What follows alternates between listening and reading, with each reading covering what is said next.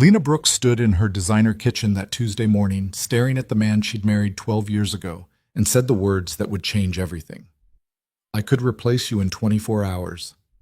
The declaration hung in the air like poison. Ethan Cole, father, husband, fool, felt something crack inside his chest, but his face stayed blank. No shouting, no pleading. He simply set down his coffee mug, grabbed his jacket, and walked out the door. What Lena didn't know was that her husband had already been planning his exit for months.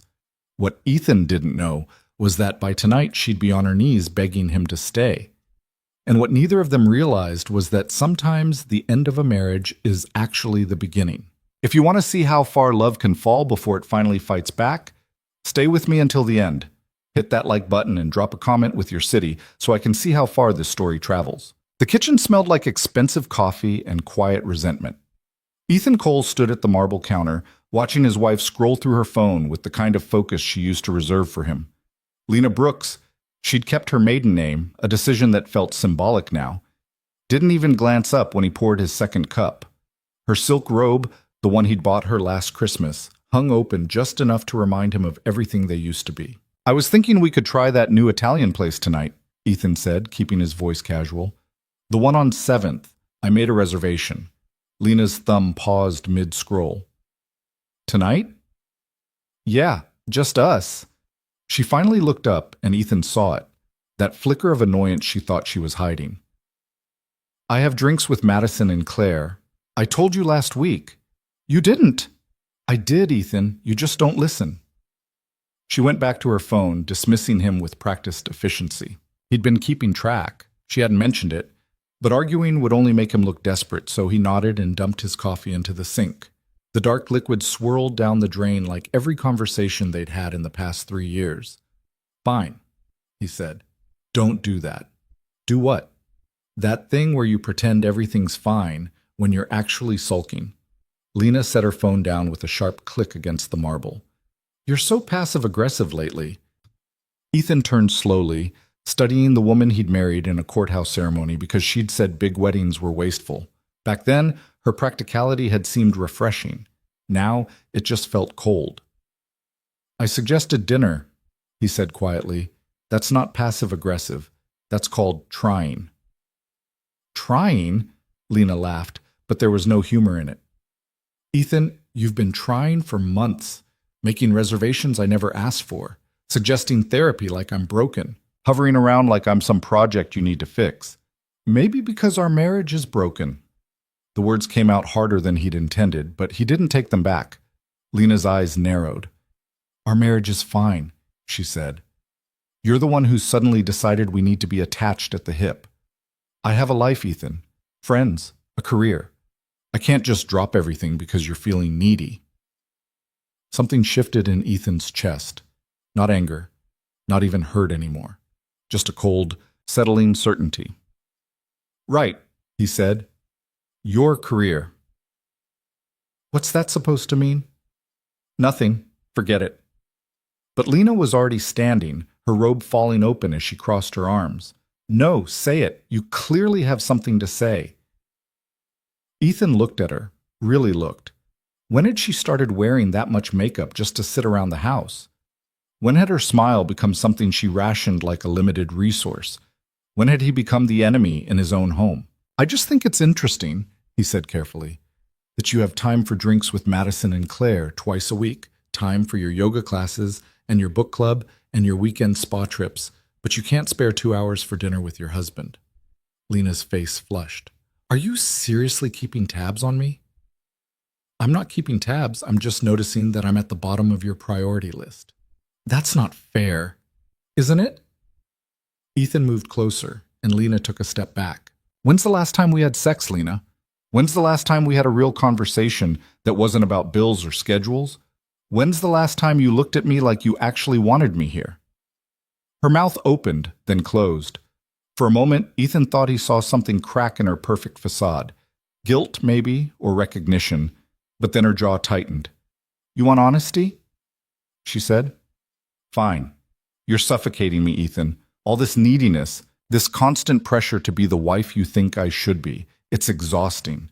Maybe if you spent less time obsessing over our relationship and more time being someone interesting, I wouldn't need to find my life outside this house. The words hit him like a physical blow, but what shocked him more was how calmly he absorbed them. Someone interesting, he repeated. Yes. Lena's voice had gone cold now, clinical. When we met, you had ambitions. You talked about starting your own firm, traveling, building something. Now you're just comfortable, safe, boring. Ethan felt himself nodding, like he was in a meeting discussing quarterly reports instead of having his entire existence dismantled. Boring. I didn't mean... No, you're right. He set his empty mug in the sink with careful precision. I became boring. I got comfortable. I thought providing a stable home and a decent life was enough. My mistake. Lena's expression shifted, uncertainty creeping in. Ethan, you know what's funny? He turned back to her, and something in his eyes made her take another step back.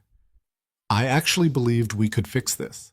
I thought if I just tried harder, planned better dates, suggested counseling, reminded you of who we used to be, I thought I could save us. We don't need saving. But here's what I finally figured out this morning, Ethan continued, his voice steady and terrifyingly calm. You can't save something the other person has already decided to let die. The kitchen went silent except for the hum of the refrigerator. Lena's face had gone pale. What are you saying? I'm saying I'm done trying to convince you to want your own marriage. That's not fair. You're twisting my words. Am I? Ethan grabbed his jacket from the back of the chair. Because from where I'm standing, you just made it pretty clear that I'm the problem. Too needy, too boring, too desperate for the woman I married to actually give a damn about me. Ethan, stop. Lena moved toward him, but he stepped back. You're being dramatic. I never said I didn't care. You didn't have to. He pulled on his jacket, his movements slow and deliberate. You say it every time you choose literally anything else over spending time with me. You say it every time you look at me like I'm an inconvenience. You say it every time I suggest we try to reconnect, and you treat it like I'm asking you to donate a kidney. Lena's hands trembled slightly. Where are you going? Out. We're not done talking. Yes, we are. Ethan picked up his keys, and the jangle of metal felt like a starting gun. Because I just realized something, Lena. You said I'm boring and needy and suffocating. Fine. You want someone more interesting? Someone who doesn't need you so much?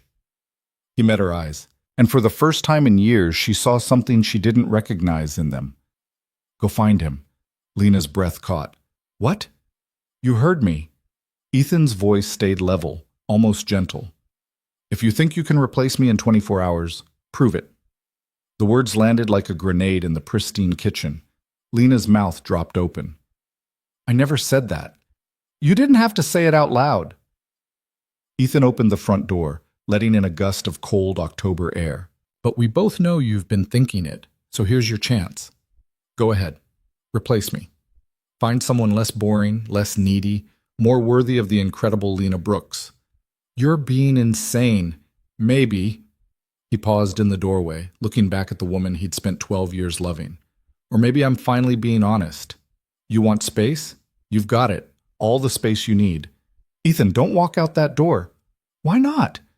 He smiled, and it was the saddest thing she'd ever seen. You already did. The door closed behind him with a soft click that echoed through the suddenly enormous house. Lena stood frozen in the kitchen, her heart hammering against her ribs. This wasn't how this was supposed to go. She'd expected him to argue, to apologize, to try harder like he always did. Not this, not calm acceptance, not that terrible final smile. She grabbed her phone with shaking hands. No calls, no texts, nothing but the reflection of her own face in the dark screen, looking lost in a way she didn't recognize. Ethan made it to his car before his hands started shaking. He sat in the driveway of the house he'd been paying the mortgage on for 8 years, gripping the steering wheel hard enough to hurt. His breath came fast and shallow, and for a moment he thought he might actually cry. But then something else rose up through the panic, something cold and clear and surprisingly steady. Relief. He'd said it, finally. After months of swallowing his pride, making excuses for her behavior, telling himself it was just a rough patch, he'd finally stopped pretending. His phone buzzed, a text from his business partner, Marcus.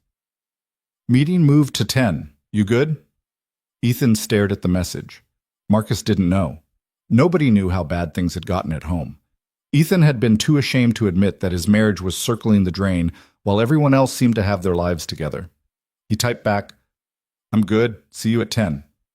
The lie came easily. He'd been practicing it for years. Ethan started the car and backed out of the driveway, watching the house shrink in his rearview mirror. Lena's silhouette was visible through the kitchen window, phone pressed to her ear.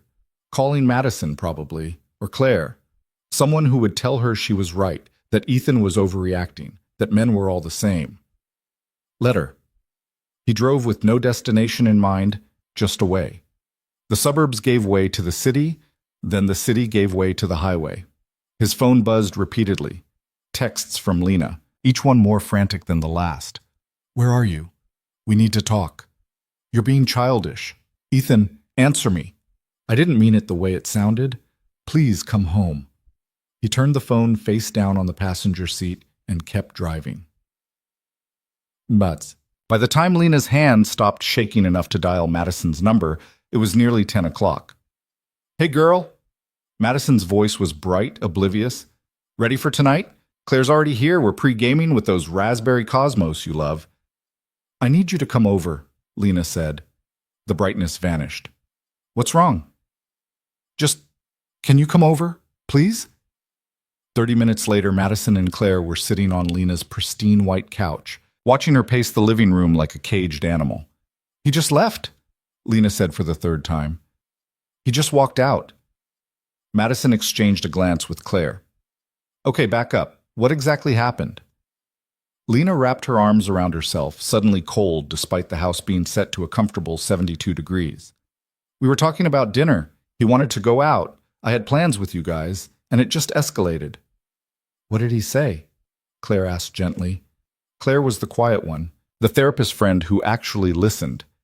He said I don't prioritize him, that I'm always choosing other things over our marriage. Lena's voice cracked. He said I already walked out, so he was just making it official. That's manipulative, Madison said immediately. He's trying to guilt you into canceling your plans, into giving up your life. Is he wrong, though? Claire interrupted. Madison shot her a look. Excuse me? I'm just asking. Claire's voice stayed soft, but her eyes were sharp as they focused on Lena. When's the last time you and Ethan spent quality time together? Lena's mouth opened and closed. We live together. We spend time together every day. That's not what I asked. The silence stretched out, uncomfortable and damning. This is ridiculous, Madison said, standing. Lena has every right to have her own life. Just because she's married doesn't mean she has to be joined at the hip with her husband.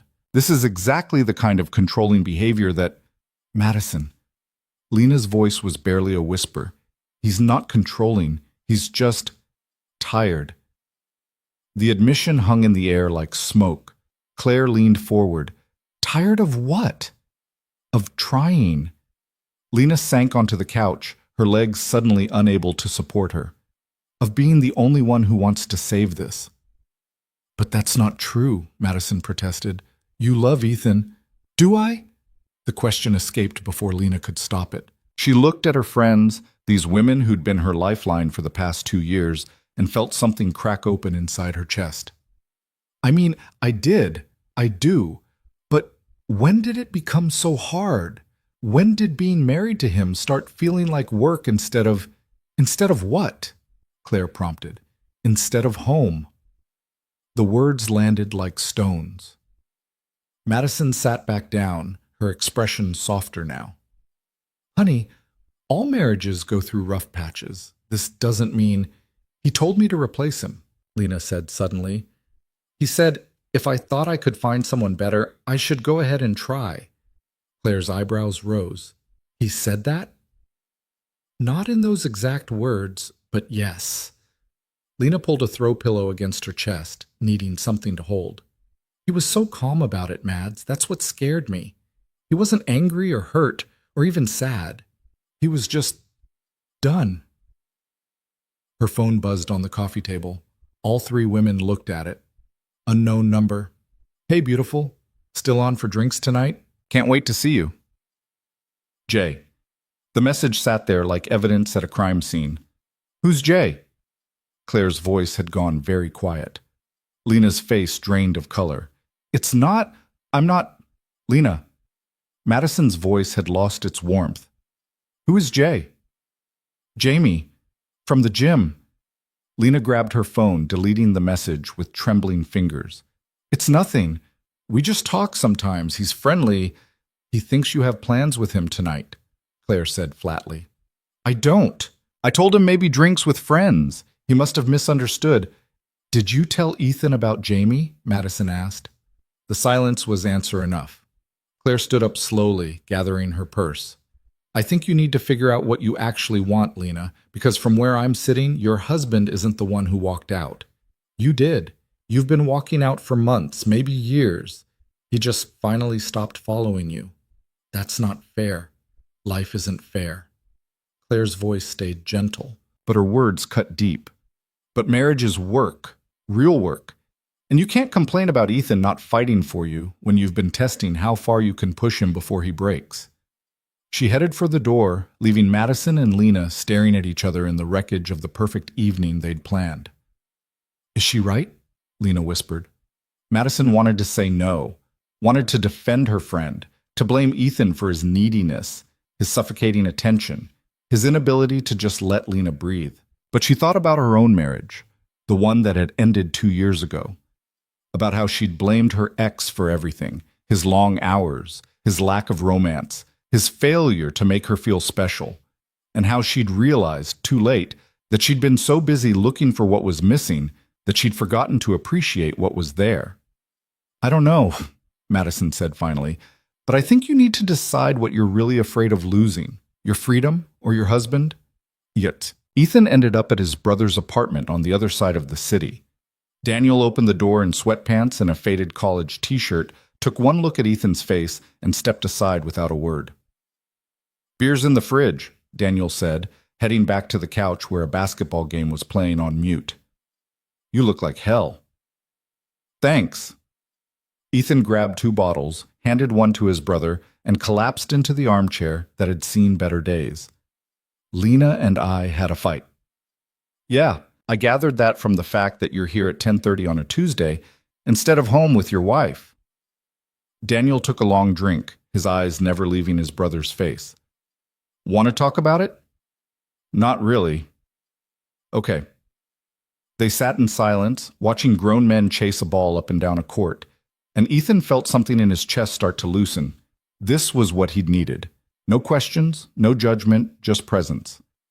I told her to replace me, he said after a while. Daniel's beer stopped halfway to his mouth. You what? She basically said I was boring and needy, so I told her if she could find someone better, she should go for it. Jesus Christ, Ethan. What? Ethan looked at his brother. You think I'm wrong? I think you're an idiot. Daniel set down his beer with deliberate care. But I also think you've been dying inside for the past year and nobody wanted to acknowledge it. The observation hit harder than Ethan expected. That obvious? To me? Yeah. Daniel turned off the TV, giving Ethan his full attention. You stopped coming to Sunday dinners. You stopped talking about anything except work. The few times I've seen you and Lena together, you looked like strangers who were just really good at pretending. We were good once, Ethan said quietly. We were really good. I remember. Daniel's voice softened. You were crazy about each other. But Ethan, that was 12 years ago. People change. Sometimes they change together. Sometimes they don't. So what, I'm just supposed to give up? I didn't say that. Daniel leaned forward, elbows on his knees. But I am saying that you can't force someone to want what you want. If Lena's checked out, if she's built a whole life that doesn't include you, at some point you have to ask yourself if you're fighting for your marriage or just fighting to avoid admitting it's over. The words settled like stones in Ethan's stomach. I love her, he said. I know you do. Daniel's expression was sympathetic but honest. But does she love you? Not the idea of being married, not the comfort of the life you've built. Does she actually love you? Ethan didn't answer. Couldn't answer. Because somewhere in the past few years he'd stopped believing the answer was yes. His phone buzzed again. Another text from Lena. I'm sorry, please come home. We need to talk. He stared at the message, thumb hovering over the keyboard. What do you want to do? Daniel asked. Ethan thought about the look on Lena's face when he'd walked out. The shock. The confusion. But underneath it, had there been relief? Had some part of her been grateful for the permission to stop pretending? I don't know, he said finally.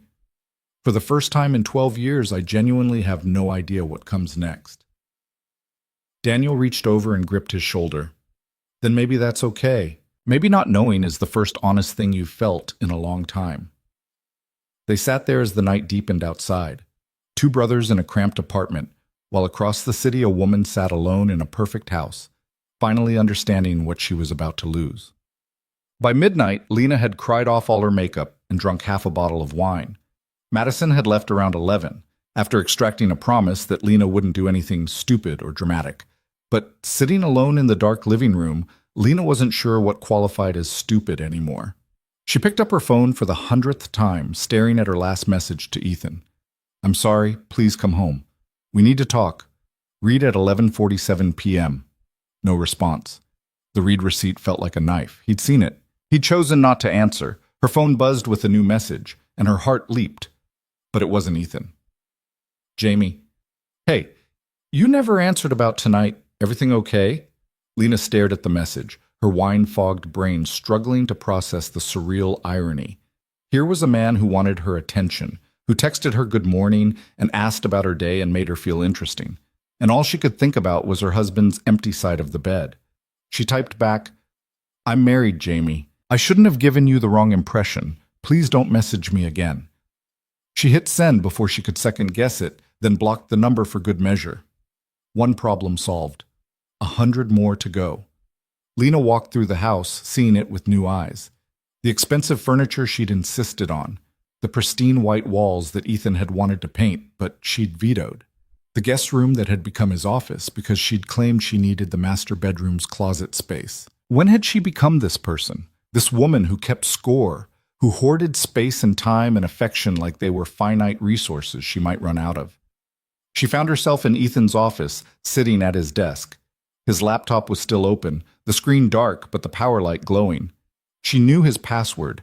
They'd promised no secrets early in their marriage. How many promises had they broken? She tapped the keyboard, and the screen flickered to life. His email was open, and the subject line of the draft message at the top made her blood run cold. Attorney referrals. Uncontested divorce. The email was dated 3 weeks ago. Unsent, but written.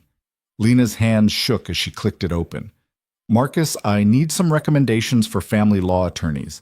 Nothing contested, nothing ugly, just someone who can handle the paperwork cleanly. I'd appreciate your discretion on this. He'd been planning this. For weeks. While she'd been complaining about his neediness, his desperate attempts to connect, he'd been preparing to leave. And she'd given him every reason to do it. Lena closed the laptop and pressed her palms against her eyes, but the tears came anyway. Not pretty crying, not dignified grief, ugly, choking sobs that shook her whole body. She'd lost him. Not today, not with one fight. She'd lost him slowly, deliberately, through 1,000 small cuts of indifference and neglect and casual cruelty. And the worst part? She hadn't even noticed until it was too late. Her phone buzzed one more time. A text from Claire. Whatever you decide, make sure it's what you actually want. Not what's comfortable or easy or safe. What you actually want. The rest will follow. Lena read it 3 times, then looked around the perfect house she'd built, the perfect life she'd curated, and realized she couldn't remember the last time she'd actually wanted any of it. Lena woke up on the couch at 3 a.m. with a splitting headache and mascara streaked down her face. The wine bottle sat empty on the coffee table, judging her. Her phone was clutched in her hand, the screen displaying her unanswered messages to Ethan like a monument to her failure. She sat up slowly, the room spinning slightly. The house felt different in the dark, bigger, emptier, like it was holding its breath. She needed water, aspirin, a time machine. In the kitchen, she filled a glass from the tap and caught sight of her reflection in the window. She looked like hell. Hair matted on one side, eyes swollen, still wearing the silk robe that had started this whole nightmare. Had it really only been 17 hours since Ethan walked out? She drank the water in gulps, then refilled the glass and drank that too. Her phone buzzed on the counter, and her heart jumped, but it was just a notification from her meditation app reminding her to start her day with mindfulness. The irony was almost funny. She opened her messages again, scrolling through the thread with Ethan. Their last real conversation before today had been 4 days ago. Ethan, need anything from the store? Lena, we're good, that was it. That was what they'd become. Roommates who occasionally shared a bed and split the bills. Her thumb hovered over the call button. It was 3 a.m. He was probably asleep at Daniel's, or maybe still awake, staring at his own phone, wondering if she was worth coming back to. She pressed call before she could talk herself out of it. It rang once, twice, 3 times. Then his voice, rough with sleep. Lena, I'm sorry, she said immediately. I know it's late. I needed to hear your voice. Silence on the other end. Then, I'm listening. Not, it's okay. Not, I miss you too. Just listening. Lena's throat tightened. I've been sitting here all night trying to figure out when we broke. When I broke us.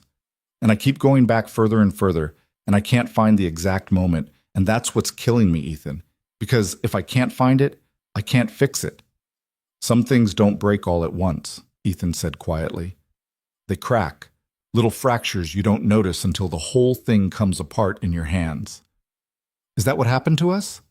I think so. Lena pressed her hand to her mouth, trying to hold back a sob. I found your email. The one about divorce attorneys. She heard him exhale. You went through my computer. I know, I'm sorry. But Ethan, 3 weeks? You've been planning to leave for 3 weeks and you didn't say anything? What was I supposed to say? His voice rose slightly, the first crack in his calm. Every time I tried to talk to you about us, you shut me down. You told me I was being needy, dramatic, suffocating. So yeah, I started looking at my options, because I couldn't keep living in a marriage where I was the only one fighting for it. I was fighting. No, you weren't. The words came out flat and final. You were maintaining, managing, going through the motions. But you weren't fighting for us, Lena. You were fighting to keep your life exactly the way you wanted it, and I just happened to be in the background of it. The truth of it hit her like cold water. I didn't realize that's the problem. You didn't realize because you weren't paying attention. To me, to us, to what we were losing. He paused, and she heard movement like he was sitting up. Do you know what the worst part was? It wasn't the loneliness. It was the fact that you seemed perfectly happy, like our marriage falling apart didn't even register as a problem for you. It wasn't like that. Then what was it like? Ethan's voice cracked.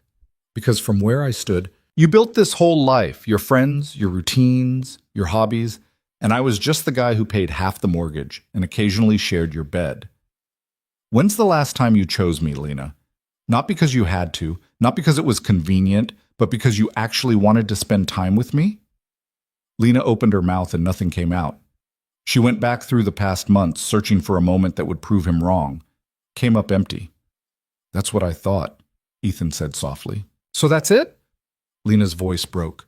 You're just giving up? I'm not giving up.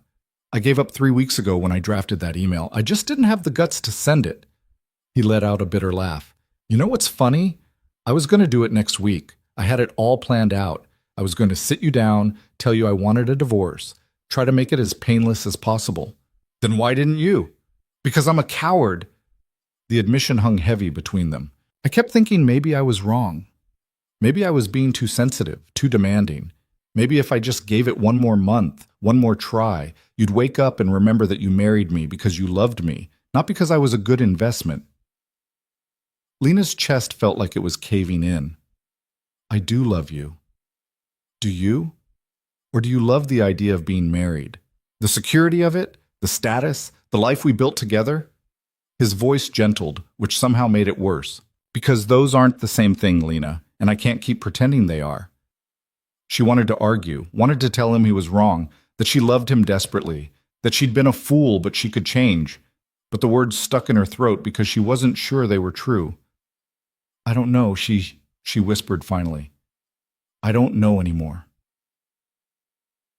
Unthinkable. The honesty of it seemed to surprise them both. At least that's real, Ethan said after a moment. At least that's honest. What do we do now? I don't know. I need time to think, to figure out what I actually want instead of just reacting to what you don't want. How much time? I don't know that either. Lena looked around the dark kitchen at the home they'd built together and felt it all slipping through her fingers like sand. Are you coming back? Eventually, I need to get clothes, my work stuff. He paused. But I think I'm going to stay at Daniel's for a while. Give us both some space to figure out what we're doing. A separation. I guess so. Yeah. The word felt like a death sentence. Ethan, I need to go. I have an early meeting. His voice had gone professional, distant. We'll talk later, okay? Okay. Lena? He stopped her before she could hang up. For what it's worth, I'm sorry too, for not being honest sooner. For letting it get this bad before I finally said something. It's not your fault. It takes two people to break a marriage, he said. I know that, but it also takes two people to fix it, and I'm not sure we both want to do the work. The line went dead. Lena stood in her kitchen as the first light of dawn crept through the windows, holding a phone that felt like a bomb, and understood with perfect clarity that her marriage was ending. Not with screaming or affairs or dramatic confrontations. Just two people slowly realizing they'd become strangers who happened to share an address. Ethan didn't go back to sleep after Lena's call. He sat on Daniel's uncomfortable pull-out couch, watching the sun come up over the city, and felt something inside him finally break loose. He'd meant what he said to Lena. He was sorry. Sorry for not being brave enough to have this conversation months ago, before the resentment calcified into something immovable. Sorry for hoping she'd change instead of accepting who she'd become. Sorry for still loving her even though he knew he shouldn't. His phone buzzed with a text from Marcus. Coffee before the meeting? You sound like hell. Ethan smiled despite everything. Marcus had known him since college, had been the best man at their courthouse wedding, had watched the slow deterioration of his marriage with increasing concern. Yeah. Usual place? See you at 8. Ethan showered in Daniel's cramped bathroom, borrowed a shirt that was slightly too big, and tried to make himself look like someone who hadn't just imploded his entire life. It didn't work. Marcus took one look at him when he walked into the coffee shop and swore under his breath. What happened? I told Lena I wanted space. Space or divorce? Honestly, I don't know the difference anymore. They got their coffee and found a corner table away from the morning rush. Marcus waited, patient as always, while Ethan tried to figure out where to start. She found the email I drafted to you, Ethan said finally, about the attorney recommendations. Marcus winced. How'd she take it? About as well as you'd expect. Ethan wrapped his hands around his cup, needing the warmth. We talked this morning. 3 a.m. phone call, very dramatic. And I think we're separated now, officially. Saying it out loud made it real in a way it hadn't been before. I'm staying at Daniel's indefinitely. Marcus studied him with the careful attention of someone who'd seen him through breakups and bad business deals and every crisis in between. How do you feel? Like I'm drowning and breathing for the first time in years simultaneously. That's because you are. Marcus took a sip of his coffee. You've been suffocating in that marriage for at least 2 years, probably longer.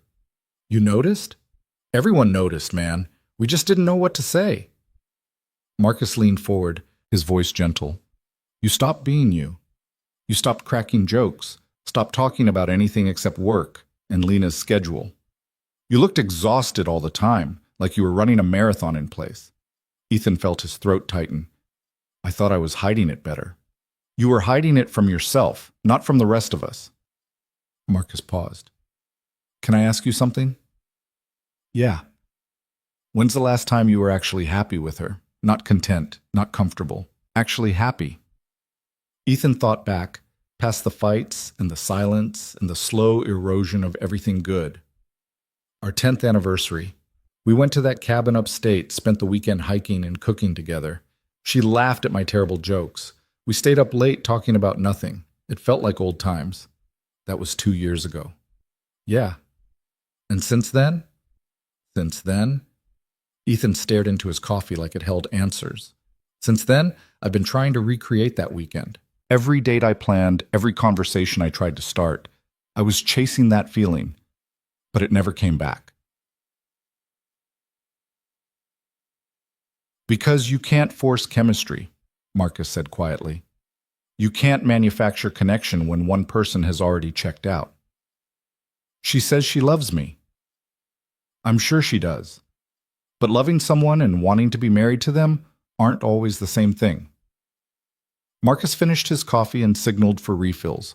My divorce almost killed me, you know that. But you know what I realized after? I'd been so busy trying to save the marriage that I forgot to ask if it was worth saving. If we were actually good for each other or just good at being together. How do you tell the difference? You feel it in your gut, in your bones. When you're with the right person, even the hard stuff doesn't feel like drowning. It feels like building something, like you're on the same team even when you're fighting. Marcus met his eyes. Do you feel like you and Lena are on the same team? Ethan didn't even have to think about it. No, I feel like I'm constantly trying to get her to join a team she never signed up for. Then you have your answer. The waitress brought fresh coffees. Ethan added cream and sugar, watching the colors swirl together, wishing his life could blend that smoothly. I don't know how to do this, he admitted. I've never been divorced. Hell, I've never even been through a serious breakup. Lena was my first real girlfriend. We got married young, built our whole adult lives together. I don't know who I am without her. Then maybe that's what you need to figure out. Marcus's voice was firm but kind. Not whether you can fix your marriage, whether you want to, and who you want to be regardless of what happens with Lena. That's terrifying. Yeah, it is. Marcus smiled slightly, but it's also the most important work you'll ever do. Trust me. They sat in comfortable silence for a moment, two men in a coffee shop, contemplating the wreckage of their lives. The meeting, Ethan said suddenly, remembering. What's it about? The Henderson account. They're ready to sign, but they want to meet both partners first. Marcus hesitated. You up for it? Because if you need a personal day... No. Ethan straightened up, feeling something solid beneath the chaos. No, I need this. I need to do something I'm actually good at. Something that doesn't make me feel like a complete failure. You're not a failure, so my marriage is falling apart. Your marriage is falling apart, Marcus agreed. But that doesn't make you a failure. It makes you human. And for what it's worth, I think you're doing the brave thing. Walking away from something broken is harder than staying and pretending it's fine. Ethan wanted to believe him, wanted to feel brave instead of terrified. But all he felt was tired. Lena called in sick to work for the first time in 3 years. Her boss, Richard, sounded concerned. Are you okay? You never take sick days. Just a migraine, Lena lied, staring at her reflection in the bathroom mirror. I'll be fine tomorrow. Take care of yourself. And Lena, if you need to talk about anything, work or otherwise, my door's always open. She hung up, wondering if everyone had seen the cracks in her perfect facade except her. The house felt too quiet without Ethan. Too big. She found herself walking through rooms like a museum visitor, noticing things she'd stopped seeing years ago. The bookshelf in the living room was divided down the middle, her contemporary fiction and self-help books on one side, his thrillers and biographies on the other. When had they stopped sharing? The kitchen had 2 coffee makers because they couldn't agree on regular versus espresso. Separate but equal, like a divorce preview. The bedroom closet told the whole story. Her side was crammed full, color-coordinated, every inch utilized. His side was half empty, clothes pushed to one end. She'd taken over his space gradually, box by box, until he'd surrendered and moved most of his stuff to the guest room. How had she not seen what she was doing? Her phone rang. Madison. How are you? Madison asked without preamble. I don't know. Not great. Lena sat on the edge of the bed. The one she'd picked out over Ethan's objections because she liked firm mattresses and he liked soft. We talked this morning. He's staying at Daniel's. Like, permanently? I don't know. He said he needs time to think. That's good though, right? Time to think means he's not filing for divorce yet. Lena wanted to take comfort in that, but couldn't. Mads, I think I've been lying to myself about everything. What do you mean? Lena struggled to articulate the realization that had been building since 3 a.m. I've been blaming Ethan for being needy, for suffocating me, for not being interesting enough. But the truth is, I think I stopped being interested. In him, in our marriage, in trying. And instead of admitting that, I made it his fault. Madison was quiet for a long moment. Okay, so what are you going to do about it? I don't know. How do you fix something you didn't realize you broke? You start by being honest, with yourself and with him. Madison's voice softened. Lena, I love you, but Claire was right last night. You've been checked out for a while. We all noticed. We just didn't want to say anything because it wasn't our place. The words stung, but Lena couldn't argue with them. Did I ever talk about him? About us? Not really. You talked about work, about our plans, about your goals, but Ethan was just kind of background. Like furniture you'd stopped noticing. Lena closed her eyes. I'm a terrible person. You're not terrible, you're human, and humans get complacent and scared, and sometimes they sabotage good things because it's easier than doing the work. Madison paused. But you have to decide what you want now, not what's comfortable or familiar, what you actually want. Everyone keeps saying that because it's true. Do you want your marriage?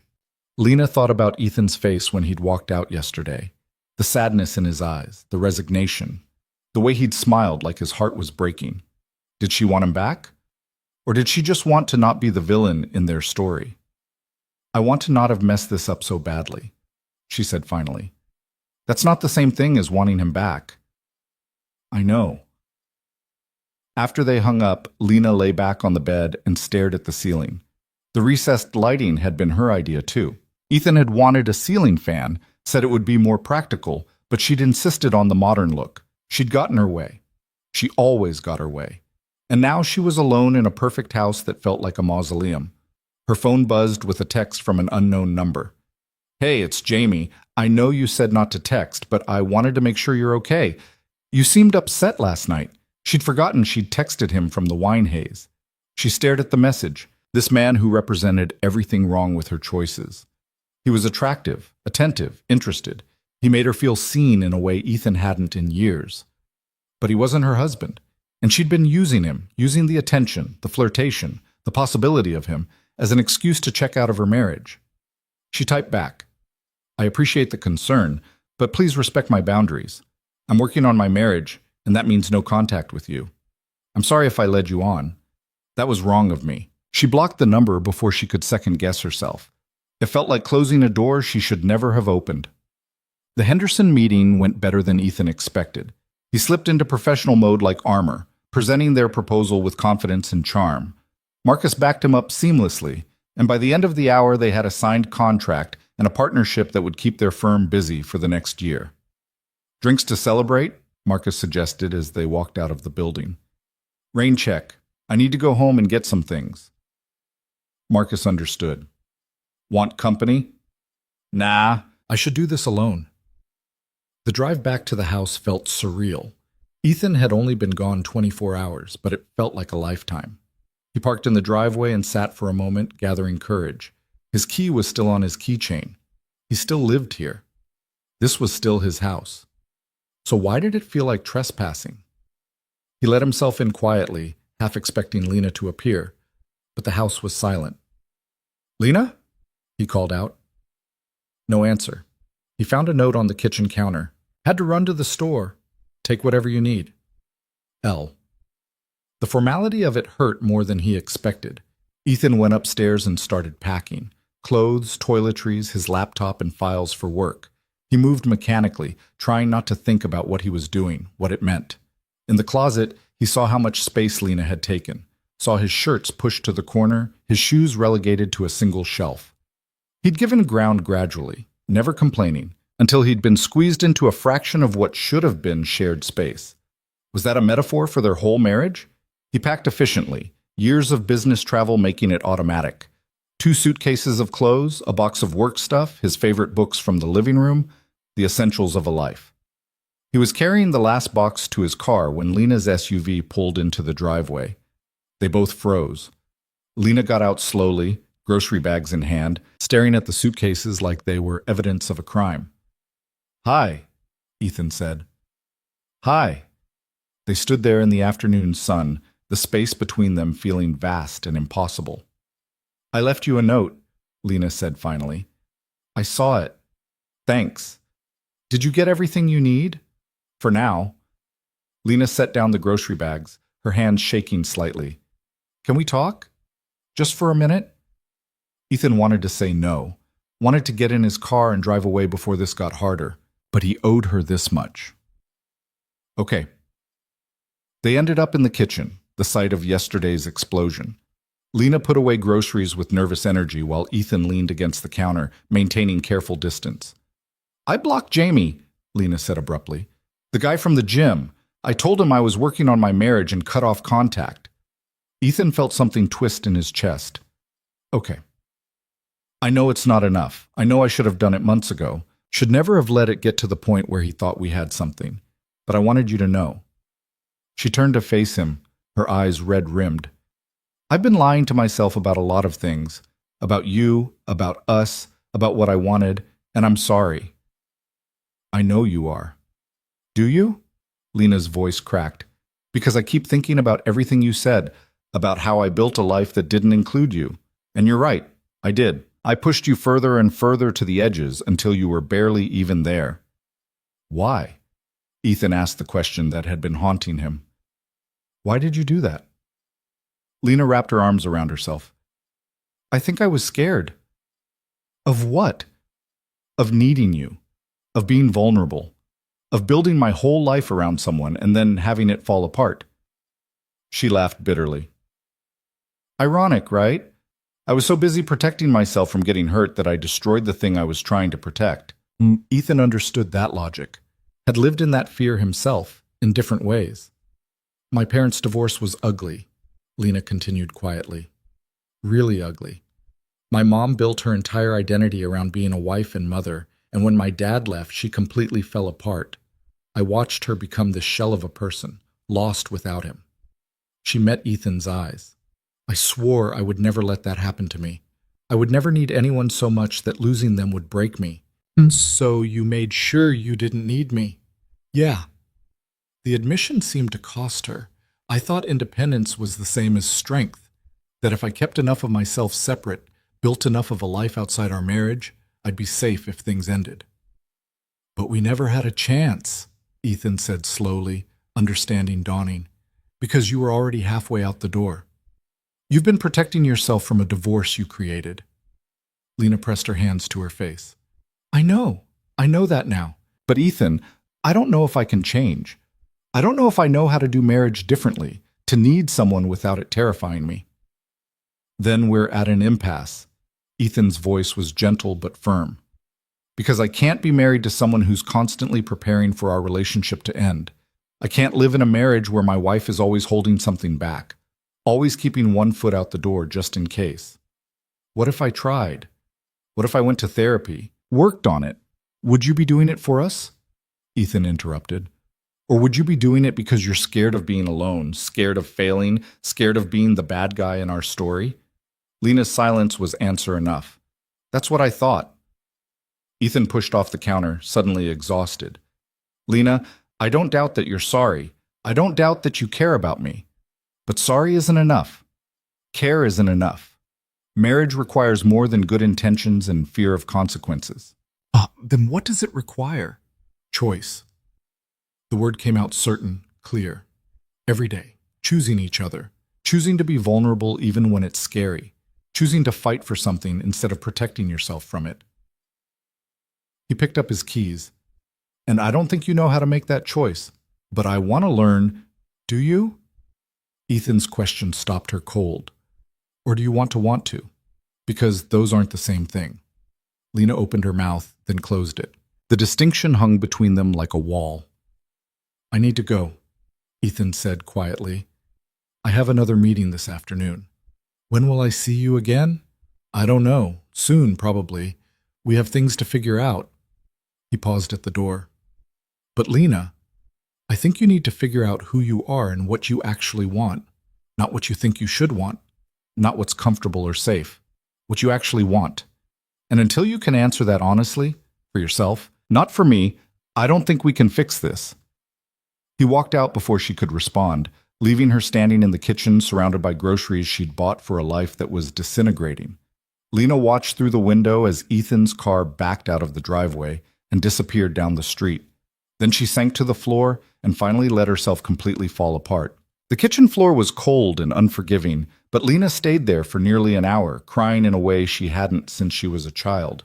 Not delicate tears or sniffles, full-body sobs that left her gasping and shaking, makeup running in dark streaks down her face, snot she didn't bother to wipe away. Ugly crying. The kind that came from a place so deep she'd forgotten it existed. When she finally ran out of tears, she sat with her back against the cabinet, staring at the ceiling, feeling hollowed out and strangely light, like grief had excavated something rotten she'd been carrying for years. Her phone buzzed, a text from her mother. Lunch this week? Haven't seen you in ages. Lena stared at the message, remembering what she'd told Ethan about her mother's divorce, about watching her fall apart when her father left, about the terror of becoming that woman, so dependent on a man that losing him meant losing herself. She'd been running from that fear her entire adult life, and she'd run straight into the thing she was trying to avoid. She pulled herself up off the floor, washed her face with cold water, and looked at her reflection. Puffy eyes, blotchy skin, hair a mess. She looked like a woman who'd just lost everything. She looked real. Her phone rang. Claire. Hey, Lena answered, her voice hoarse. Madison told me what happened. How are you holding up? I'm on my kitchen floor having an existential crisis. How do you think? This Claire's soft laugh came through the line. Fair enough. Do you want company? Actually, Lena surprised herself. Can I come to you? I need to get out of this house. Of course. I'm home all afternoon. 40 minutes later, Lena was sitting in Claire's cozy living room, wrapped in a blanket that smelled like lavender, holding a cup of tea she hadn't asked for but needed. Claire didn't push, just sat across from her, waiting with the patient stillness that made her such a good therapist. I don't know who I am without being defensive, Lena said finally, without protecting myself, without keeping score, without making sure I always have an exit strategy. She looked at Claire. How do I fix that? How do I learn to just be vulnerable? First, you have to understand why you're protecting yourself. Claire set down her own tea. You mentioned your parents' divorce. Tell me about that. Lena hadn't talked about this in years, had actively avoided it, actually. But sitting in Claire's living room with nothing left to lose, the words came easier than expected. I was 14 when my dad left. Came home from school one day and half his stuff was gone. He'd been having an affair with his secretary. Classic, right? She laughed bitterly. My mom was blindsided. She'd been a stay-at-home mom, had no career, no identity outside of being a wife and mother. And when he left, she just collapsed. What did that look like? She stayed in bed for weeks, stopped cooking, stopped cleaning, barely spoke. I had to take care of everything, my younger brother, the house, even paying bills because she couldn't function. Lena's hands tightened around her mug. I remember looking at her and thinking, I will never let a man do this to me. I will never need someone so much that losing them destroys me. So you made sure you never needed Ethan. Yeah, the realization sat heavy in her chest. I built walls, kept parts of myself separate, made sure I had my own money, my own friends, my own life.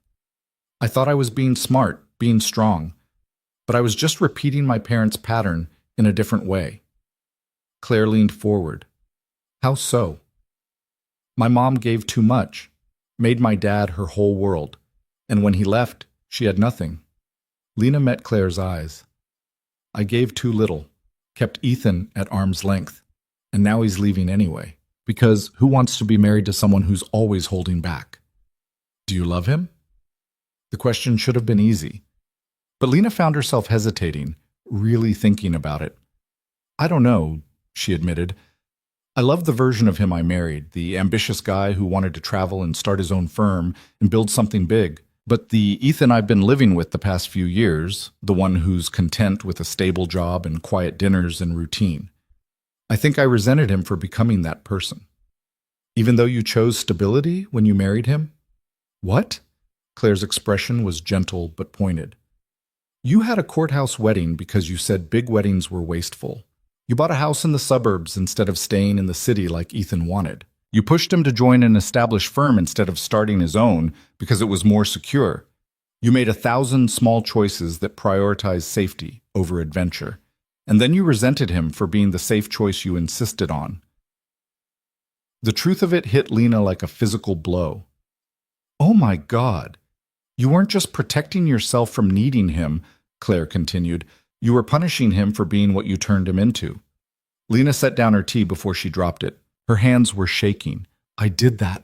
I did all of that. Yes. So what do I do? How do I fix it? Claire sat back. I can't answer that for you, but I can ask you some questions that might help. She paused. If Ethan had stayed the ambitious, risk-taking guy you married, if he'd started his own firm, traveled constantly, prioritized career over stability, would you have been happy with that? Lena opened her mouth to say yes, then stopped. Would she have? Or would she have resented his absences, his focus on work, his willingness to take financial risks? I don't know, she said quietly. Okay, different question. When you picture your ideal life, not your ideal marriage, but your ideal life, what does it look like? Lena closed her eyes, really thinking. She saw herself successful at work, independent, surrounded by friends. She saw travel and nice things and freedom to do what she wanted. And when she tried to add Ethan to that picture, he felt like an accessory, a nice addition, but not essential. Oh, she whispered. Yeah, Claire said softly. I don't think I want to be married.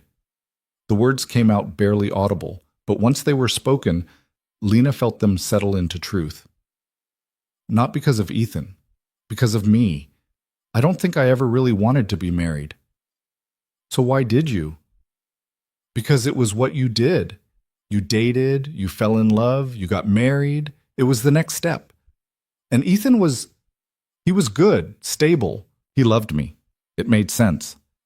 Lena looked at Claire, tears streaming down her face again. But I think I chose marriage because it was expected, not because it was what I actually wanted. And then I spent 12 years trying to have both, the marriage and the independence, and I just ended up destroying everything. Claire handed her a tissue. What you're describing isn't uncommon. A lot of people get married for the wrong reasons. Societal pressure, fear of being alone, thinking it's what they're supposed to want. That doesn't make it better. It makes it worse. Lena wiped her eyes. I wasted 12 years of Ethan's life because I couldn't admit I didn't want what I'd signed up for. You didn't waste them. You both grew, learned things about yourselves. Sometimes the purpose of a relationship is to teach you what you actually need. Claire's voice was kind, but honest. The question is, what do you do with that knowledge now? Lena thought about Ethan's question. Do you want to learn, or do you want to? She'd been so focused on saving her marriage because ending it made her the villain. But staying in it for the wrong reasons would make her something worse. I think I need to let him go, she said finally.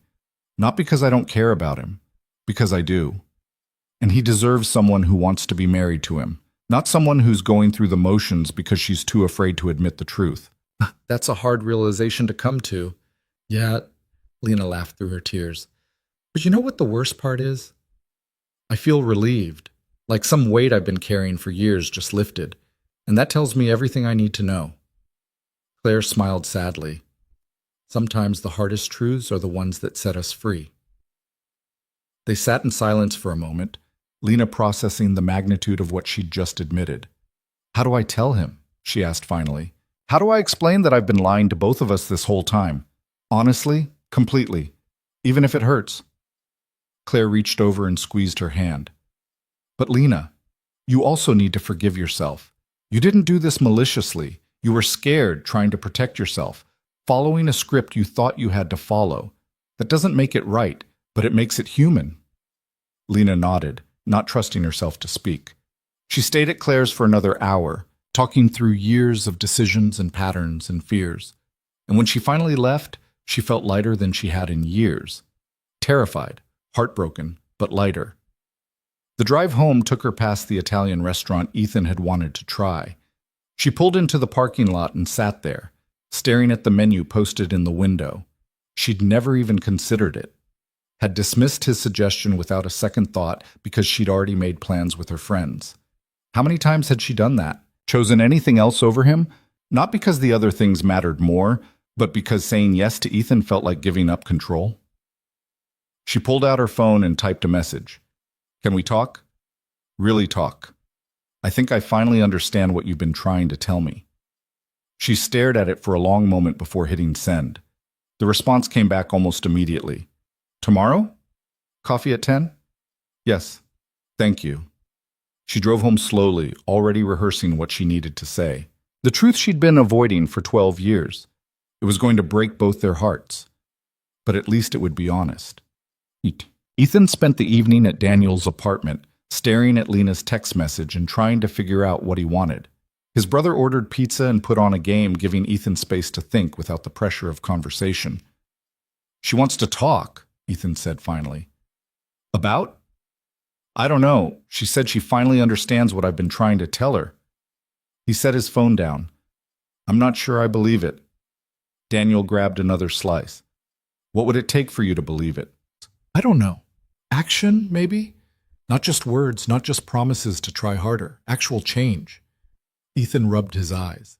But even if she did change, even if she went to therapy and did the work and became the partner I've been begging for, would that be enough? What do you mean? I mean, can you ever really get past this kind of resentment? Can you forgive years of feeling invisible, unwanted, like you were fighting alone? Ethan looked at his brother. Or does it poison everything? Even if things get better?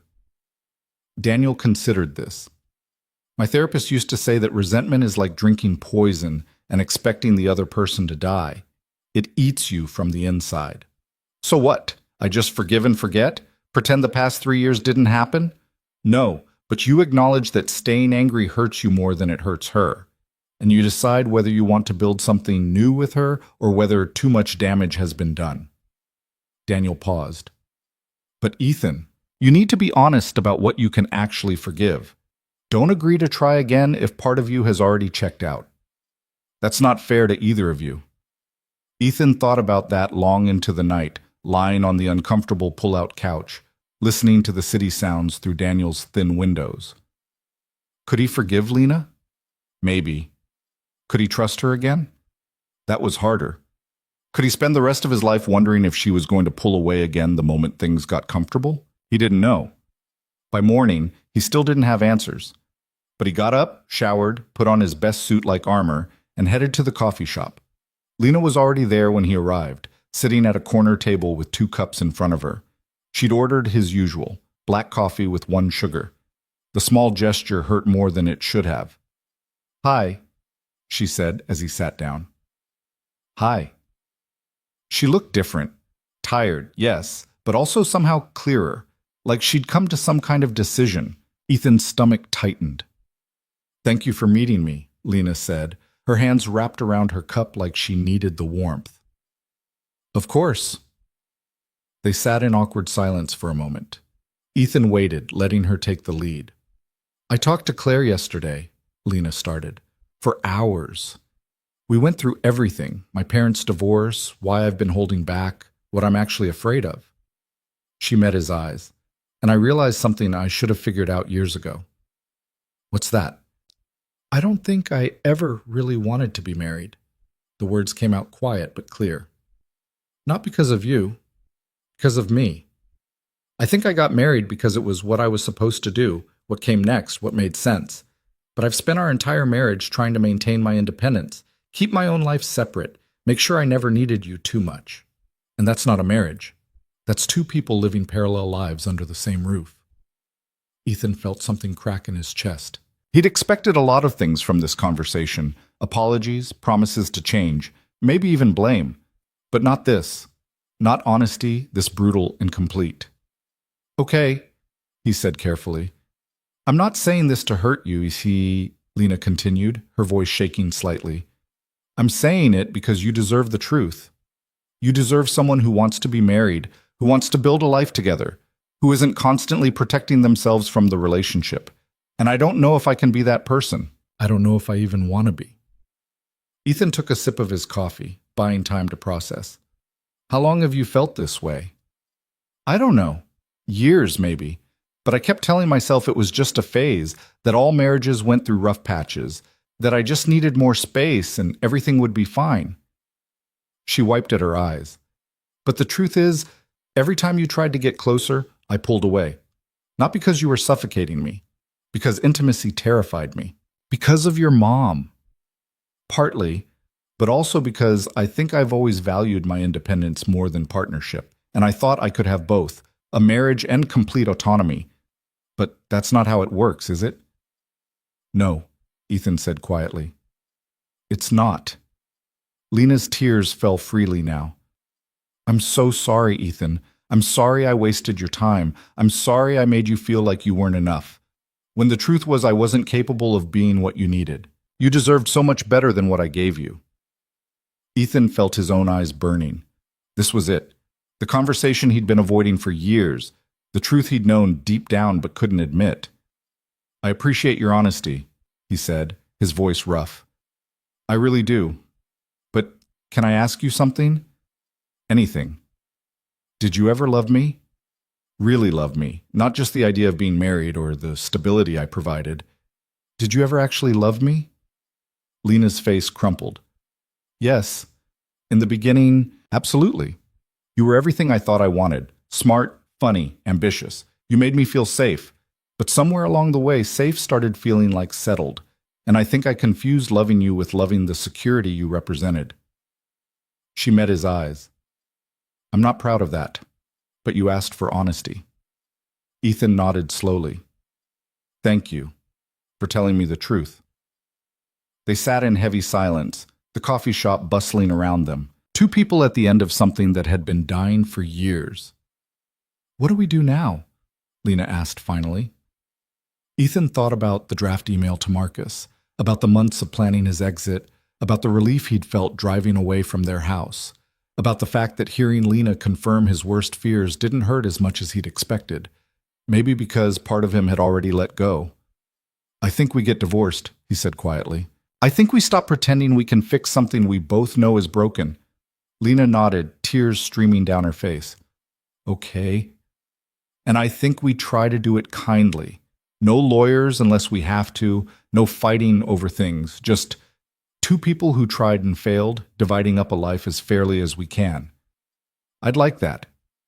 Lena reached across the table, and after a moment, Ethan took her hand. For what it's worth, I really am sorry.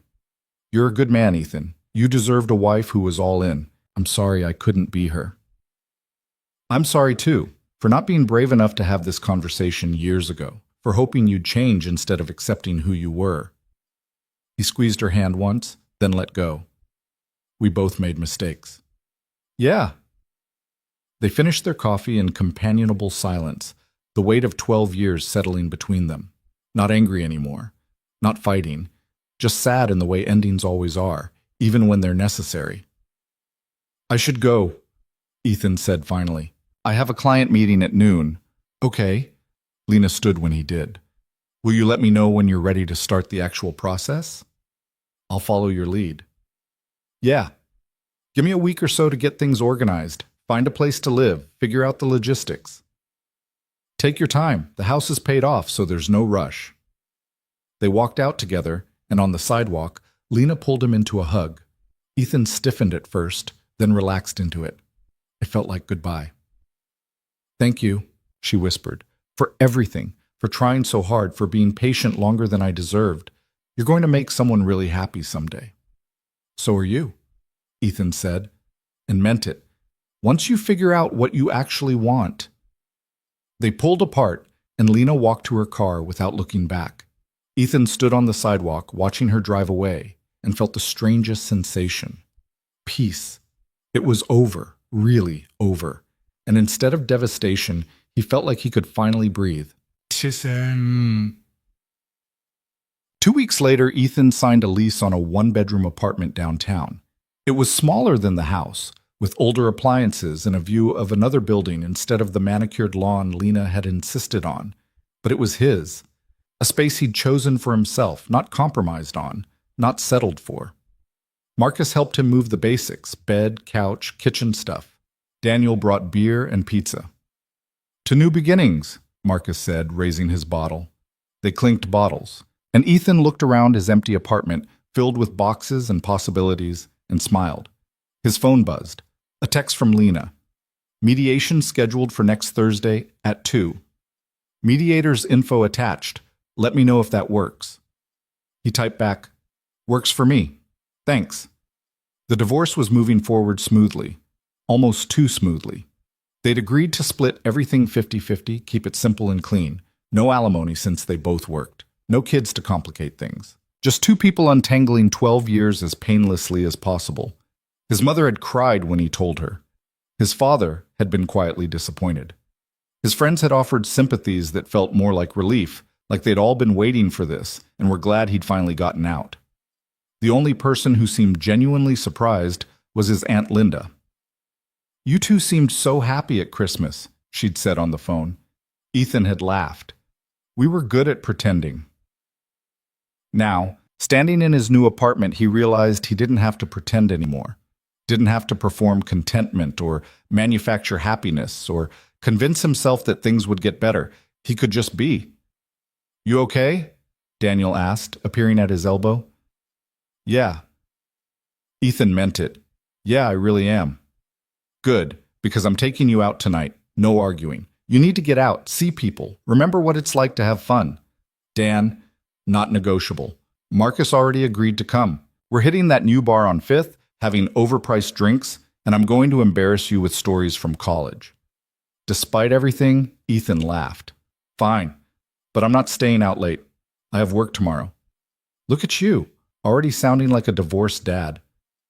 Daniel grinned. "This is going to be great." That night, sitting in a crowded bar with his brother and his best friend, Ethan felt something he hadn't felt in years.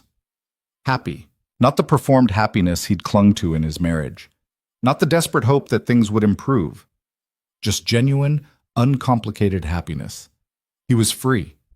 The realization hit him somewhere between his second beer and a truly terrible joke from Marcus. He was free from the constant anxiety of wondering if Lena would finally see him, finally choose him, finally want their marriage as much as he did. He didn't have to fight anymore.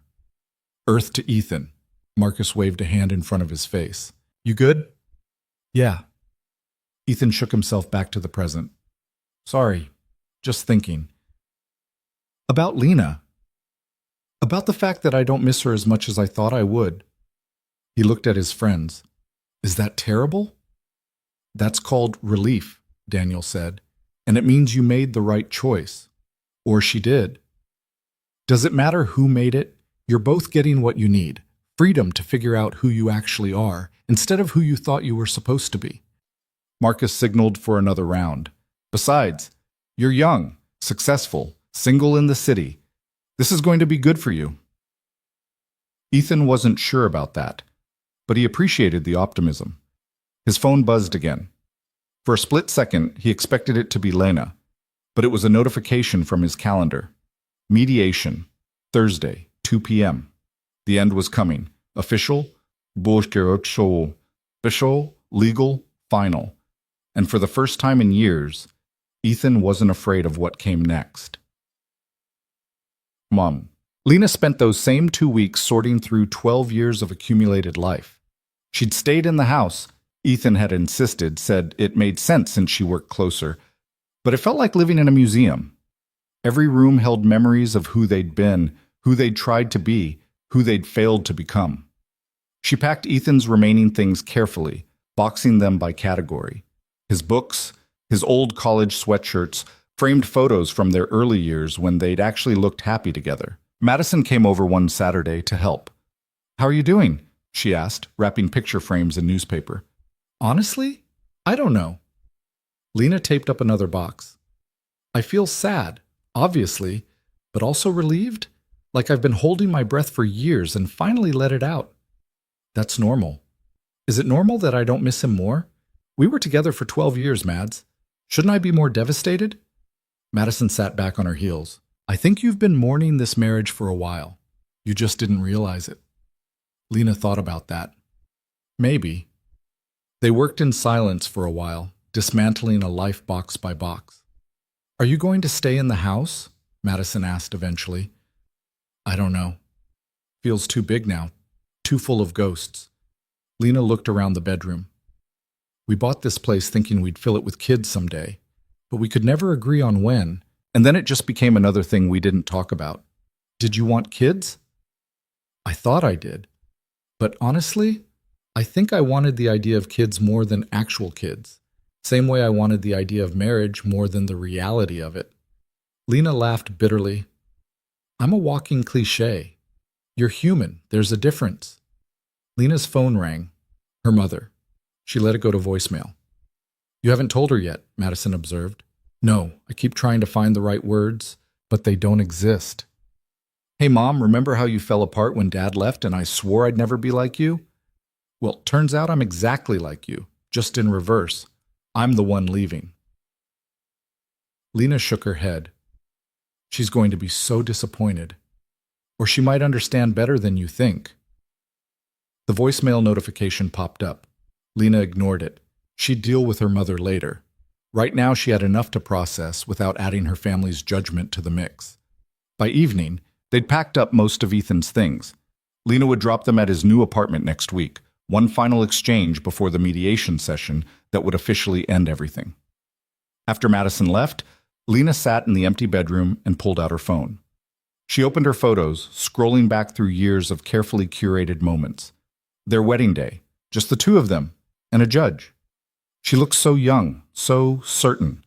Their first apartment cramped and full of secondhand furniture. They'd been happy then, hadn't they? Vacations they'd taken, dinners they'd shared, holidays with family. When had the smiles become forced? When had the closeness become performance? She couldn't pinpoint it. The end had been so gradual, so quiet, that by the time she noticed, they were already strangers. Her phone buzzed with a text from Claire. How are you holding up? Lena typed back. Packing up my marriage, living the dream, want company? Nah, I think I need to sit with this. Okay, but call if you need me, anytime. Lena set down her phone and lay back on the bed. Her bed now, not theirs. The house was so quiet. No Ethan in the shower, no sounds of him making dinner, no background noise of him on work calls. Just silence. She should have been used to it. They'd lived like polite roommates for years. But somehow the official absence felt different. Final. She thought about what Claire had said about forgiveness. About needing to forgive herself for not being what Ethan needed. For not being honest sooner. For wasting years they could never get back. But how did you forgive yourself for hurting someone who'd only ever tried to love you? Her mother's words from years ago echoed. Marriage is work. You have to choose it every day, even when it's hard, especially when it's hard. Lena had heard it as a warning, but maybe it had been a confession. Maybe her mother had worked so hard at her marriage because she'd never been certain she wanted it either. Maybe that's why the ending destroyed her, not because she'd loved Lena's father so much, but because she'd sacrificed herself for something that fell apart anyway. Lena pulled out her phone and finally called her mother back. Sweetheart, I was starting to worry. Her mother's voice was bright, concerned. Hi, Mom. Sorry, I've been busy. Lena took a breath. Do you have a few minutes? I need to tell you something. Of course, honey. What's going on? Lena walked to the window, looking out at the perfectly manicured lawn that had always felt like someone else's dream. Ethan and I are getting divorced. The silence on the other end stretched so long that Lena checked to make sure the call hadn't dropped. Mom? I'm here. Her mother's voice had gone thin. I don't understand. You two seemed fine at Thanksgiving. We've been good at pretending. How long has this been going on? Years, probably. We just finally admitted it. Lena pressed her forehead against the cool glass. I called because I wanted you to hear it from me before anyone else told you. Are you okay? The question surprised her. Lena had expected disappointment, maybe judgment, possibly a lecture about working harder or not giving up, not concern. I don't know, Lena admitted. I'm sad, but I'm also relieved. Does that make me a terrible person? Her mother let out a long breath. No, sweetheart. It makes you honest. I thought you'd be angry or disappointed. Why would I be angry? Because I'm doing exactly what you went through with Dad. I'm the one leaving. I'm breaking up a marriage. Lena's voice cracked. I watched what his leaving did to you, and I swore I'd never do that to someone. But here I am. Lena. Her mother's voice turned firm. Can I tell you something I should have told you years ago? Okay. Your father leaving was the best thing that ever happened to me. Lena turned from the window, sure she'd heard wrong. What? I know it didn't look that way. I know you saw me fall apart and thought I was destroyed. But, honey, I wasn't destroyed. I was terrified. There's a difference. Her mother paused. I'd spent 20 years being somebody's wife, somebody's mother. I had no idea who I was without those roles. And when your father left, I had to figure it out. It was hard and scary, and I handled it badly, especially with you kids. But it also set me free. Free? Lena sank onto the bed, trying to process this version of history. You cried for months. You couldn't get out of bed. I was grieving, not for your father. I'd stopped loving him years before he left. I was grieving for the person I thought I was supposed to be. Her mother's voice softened. I was raised to believe that being a good wife and mother was the highest achievement a woman could reach. So when I failed at that, I thought I'd failed at everything. It took me a long time to understand that I hadn't failed. I'd just been living someone else's dream. Lena felt tears sliding down her face. Why didn't you ever tell me this? Because you were 14 and angry and you needed someone to blame. It was easier to let you see me as the victim and your father as the villain than to explain that sometimes marriages end because people grow in different directions. Her mother sighed. But I should have told you eventually. I should have explained that what looked like destruction was actually reconstruction. I went back to school, got my teaching degree, built a career I love. I made friends who know me as myself, not just as someone's wife. I learned to be alone without being lonely. I had no idea. I know, and I'm sorry for that, because I think watching me fall apart made you afraid of needing anyone. And that fear has been running your life ever since. The observation was so accurate it hurt. Ethan said the same thing. He's a smart man. I always liked him. Her mother paused. This divorce, whose idea was it? Mutual, I guess. But I'm the one who admitted I never really wanted to be married, so technically mine. Lena wiped her eyes. He deserved better than someone who is always holding back. And you deserve to be honest about what you want, even if it disappoints people. Her mother's voice was gentle. Lena, I love you, and I'm not disappointed. I'm proud of you for being brave enough to tell the truth before you wasted another decade pretending. Something in Lena's chest loosened. Really? Really? Marriage isn't for everyone, and that's okay. What's not okay is forcing yourself into a mold that doesn't fit just because you think you're supposed to. They talked for another hour, her mother sharing stories Lena had never heard, about the fights with her father, the loneliness of a marriage that looked perfect from the outside, the relief when it finally ended, about the years of therapy and self-discovery that followed, about learning to be happy alone. I just wish I'd figured this out sooner, Lena said as the conversation wound down, before I hurt Ethan so badly. You can't change the past. You can only learn from it and do better going forward. Her mother paused. And Lena, be kind to yourself through this. Ending a marriage is hard, even when it's the right choice. Let yourself grieve. After they hung up, Lena sat in the dark bedroom feeling like she'd just had a conversation with a stranger who happened to be her mother. All these years, she'd been running from a cautionary tale that had actually been a success story. Her mother hadn't been destroyed by divorce. She'd been liberated. Maybe Lena would be too. Her phone buzzed with a reminder. Mediation. Thursday 2 p.m. Bring financial docs. 3 days. 3 days until it became official. Lena spent those days organizing paperwork, meeting with her own lawyer just to make sure she understood the process, and gradually coming to terms with the fact that at 34 years old, she was starting over. Wednesday night, she couldn't sleep. She lay in bed staring at the ceiling, running through everything that could go wrong at mediation. What if Ethan changed his mind about being civil? What if they couldn't agree on how to split things? What if seeing him made her realize she'd made a terrible mistake? At 2 in the morning, she gave up on sleep and went to Ethan's office. She'd been avoiding it, but now she sat at his desk, looking at the space he'd occupied for years. There was a framed photo she'd missed when packing, their first anniversary, at some restaurant she couldn't remember. They looked absurdly young, happy in a way that seemed impossible now. Ethan's arm was around her, and she was laughing at something off camera, her head tilted toward him like he was the center of her universe. When had she stopped looking at him like that? She set the photo face down, unable to bear it. In the desk drawer, she found a notebook. She should have left it alone, but exhaustion and curiosity won out. She opened it to find page after page of Ethan's handwriting, dates, ideas, plans. Date ideas for Lena. Hot air balloon ride, cooking class, weekend in Charleston, couples massage, stargazing at the observatory. He'd made lists, dozens of them.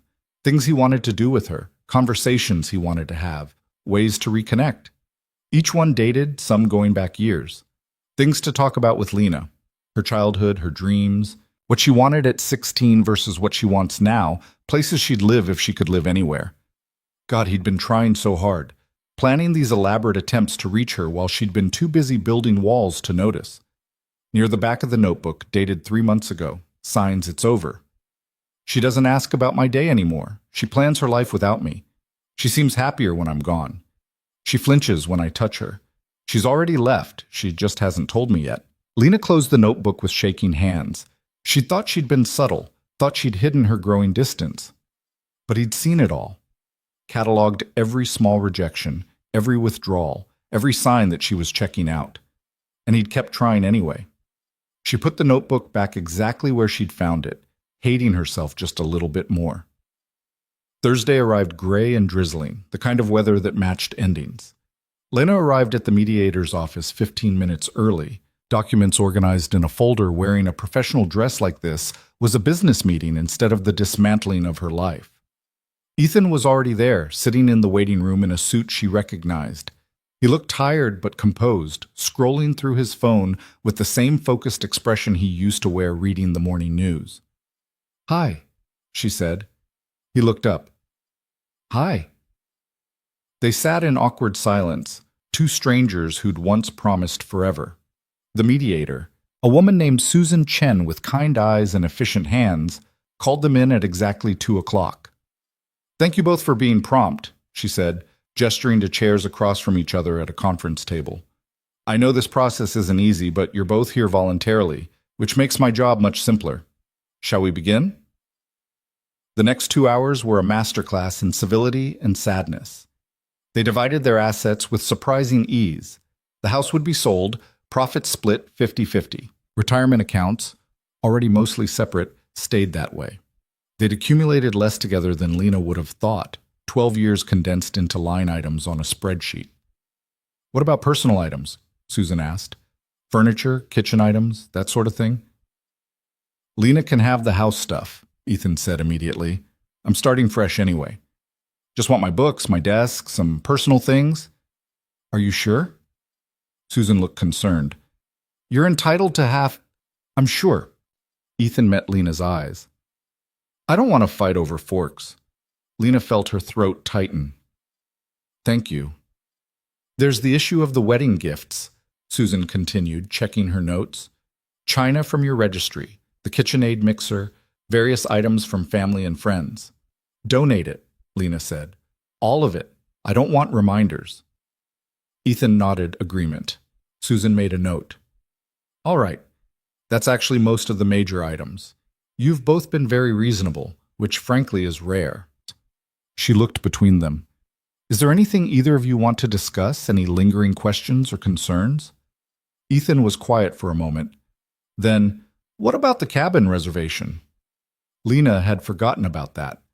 6 months from now, they'd booked a weekend at the same mountain cabin where they'd spent their 10th anniversary. A last-ditch attempt to recreate the magic, scheduled before everything fell apart. It's non-refundable, Ethan continued. Paid for already. I don't want to go alone, but it seems wasteful to just abandon it. You should go, Lena said softly. Maybe take Daniel or Marcus. Have a guy's weekend. Maybe. Ethan looked at his hands. Or maybe we could both go. Not as a couple, just as two people trying to figure out how to be friends after everything. The suggestion hung in the air like a lifeline or a trap. Lena couldn't tell which. Susan looked between them. I'd advise against that until the divorce is finalized. Emotions can be complicated during this process, and putting yourselves in an intimate setting might... It's in 6 months, Ethan interrupted. We'll be divorced by then. Legally, officially separated. He looked at Lena. I just thought, we spent 12 years together. Maybe we don't have to end it with lawyers and paperwork. Maybe we could have one conversation where we're honest about everything, say the things we didn't say, and actually part as friends. Lena's eyes filled with tears. You'd want that? After everything I put you through? You didn't put me through anything I didn't allow. Ethan's voice was gentle. We both made mistakes, and yeah, I'm angry sometimes and hurt, but I also spent 12 years with you, Lena. That has to mean something, even if it's just a decent goodbye. Susan looked dubious but didn't argue. It's your choice, obviously. I'll note the cabin reservation as resolved. You'll decide closer to the date. They wrapped up the remaining details. Susan would file the paperwork, they'd have a mandatory waiting period, then a final hearing to make it official. 6 months, maybe less if the court moved quickly. Before we finish, Susan said, I always ask divorcing couples one question. You don't have to answer out loud, just think about it.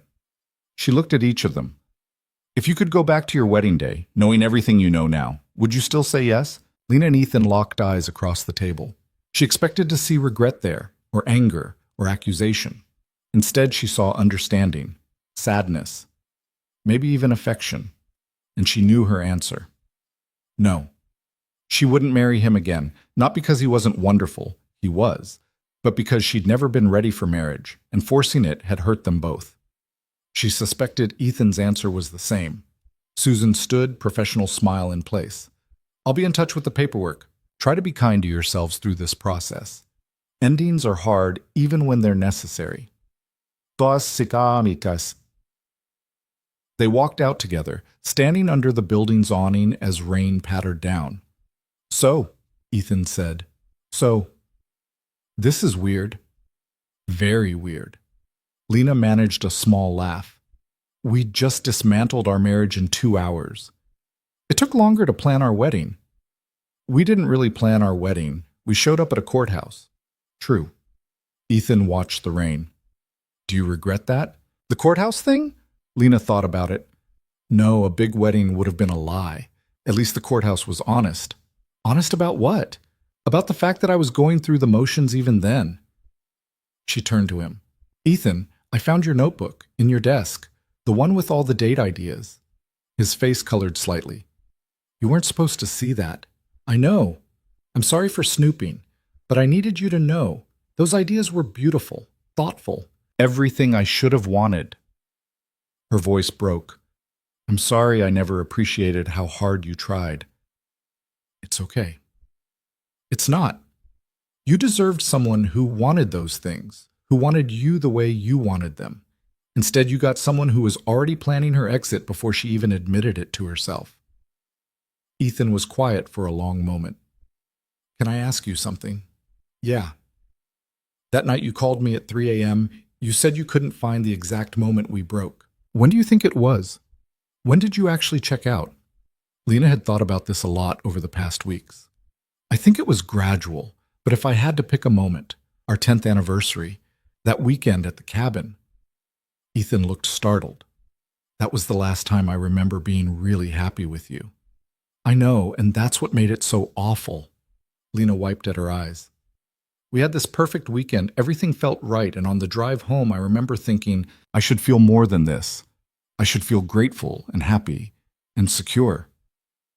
But instead, I just felt trapped, like I'd glimpsed what our life would be, comfortable and pleasant and utterly predictable, and I couldn't breathe. So you started pulling away. So I started pulling away. She met his eyes. Not consciously, not with a plan. I just slowly built a life that didn't need you. And by the time I realized what I was doing, the gap was too wide to bridge. Do you think we ever had a chance? Ethan asked quietly. Or was this always how it was going to end? I don't know. Maybe if I'd been braver, more honest with myself from the start. Maybe if I'd figured out I didn't want marriage before I said yes. She shrugged helplessly. But I can't rewrite history. I can only learn from it. What did you learn? That I need to figure out who I am alone before I try to be part of a pair. That independence and intimacy aren't mutually exclusive, but I didn't know how to have both. That hurting someone slowly is sometimes worse than hurting them all at once. Lena looked at him. What did you learn? Ethan considered. That you can't love someone into loving you back. That hoping for change without having honest conversations is just denial. That sometimes the bravest thing you can do is walk away. He smiled sadly. And that I need to love myself enough to not beg someone to want me. They stood in silence, watching the rain, two people who'd loved each other badly, learning to let go. The cabin, Lena said finally. Do you really want me there? Or were you just being polite? I really want you there, not to try again, not to rehash everything, just to, I don't know, close the loop properly, say goodbye to who we were without all the hurt and anger. He looked at her. But only if you want to. No pressure. Lena thought about it. 6 months from now, when the divorce was final and the dust had settled. One last weekend, to be honest, to say the things they'd never said, to part as friends instead of casualties. Okay, she said. 6 months. We'll go to the cabin. Yeah? Yeah. She pulled out her phone. Put it in your calendar so you don't forget. I won't forget. But he pulled out his phone anyway, adding the reminder. June 12th, mountain cabin, closure. Closure, Lena repeated. The word felt like a promise and a threat all at once. Ethan's phone buzzed. That's Marcus. I should go. We have a thing. He paused, looking at her like he wanted to say something else. What? Lena prompted. I hope you find what you're looking for, whatever that turns out to be. He said it simply, sincerely. You deserve to be happy, Lena, even if it's not with me. The kindness of it broke something loose in her chest. You too, Ethan. You're going to make someone incredibly happy someday. Maybe, he smiled. Or maybe I'll be happy alone for a while. Figure out who I am without being half of something. That sounds healthy. Yeah, therapy's already helping. He said it casually, but Lena caught the implication. You're in therapy? Started 2 weeks ago. Seemed like a good time to work through some stuff. He shifted his weight. You might want to consider it too. Not because you're broken, just because transitions are hard. Having someone to talk to helps. I'll think about it. Good. He stepped toward his car, then turned back. Lena, for what it's worth, I don't hate you. I'm not even angry anymore. I'm just sad it didn't work out. Me too. She watched him drive away, standing in the rain until her clothes were soaked and her tears were indistinguishable from the water streaming down her face. Then she got in her own car and drove home to a house that felt emptier than ever, carrying the strange weight of relief and loss all tangled together. That night, Lena did something she hadn't done in years. She pulled out an old journal from college, from before she'd met Ethan, before she'd decided who she was supposed to be. The entries were full of dreams she'd forgotten. Travel plans, career ambitions, wild ideas about living abroad or starting a business or learning to paint. A version of herself that hadn't been afraid to want things, to take risks, to be uncertain. When had she stopped being that person? She opened to a fresh page and started writing. Things I want. Honest version. The pen hovered over paper. It should have been easy. But Lena realized she'd spent so long telling herself what she should want that she'd lost track of what she actually wanted. She started small, to travel alone, to figure out if I like my own company, to have a career I'm passionate about, instead of one that just pays well, to stop being afraid of needing people, to learn what I'm good at when I'm not performing for anyone. The list grew, honest and messy and real. And somewhere around 2 in the morning, Lena looked at what she'd written and felt something unexpected. Hope. Not hope that she and Ethan would magically fix things. Hope that maybe, finally, at 34 years old, she could figure out who she actually was. And maybe that person was someone she could learn to like. 6 months moved faster and slower than either of them expected.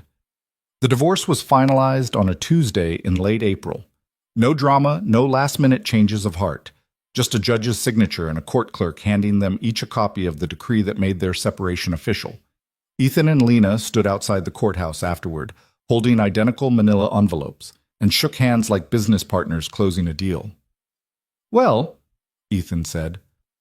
"Well," Lena echoed. "I guess that's it. I guess so." They stood there awkwardly until Ethan's phone buzzed. "Marcus is waiting.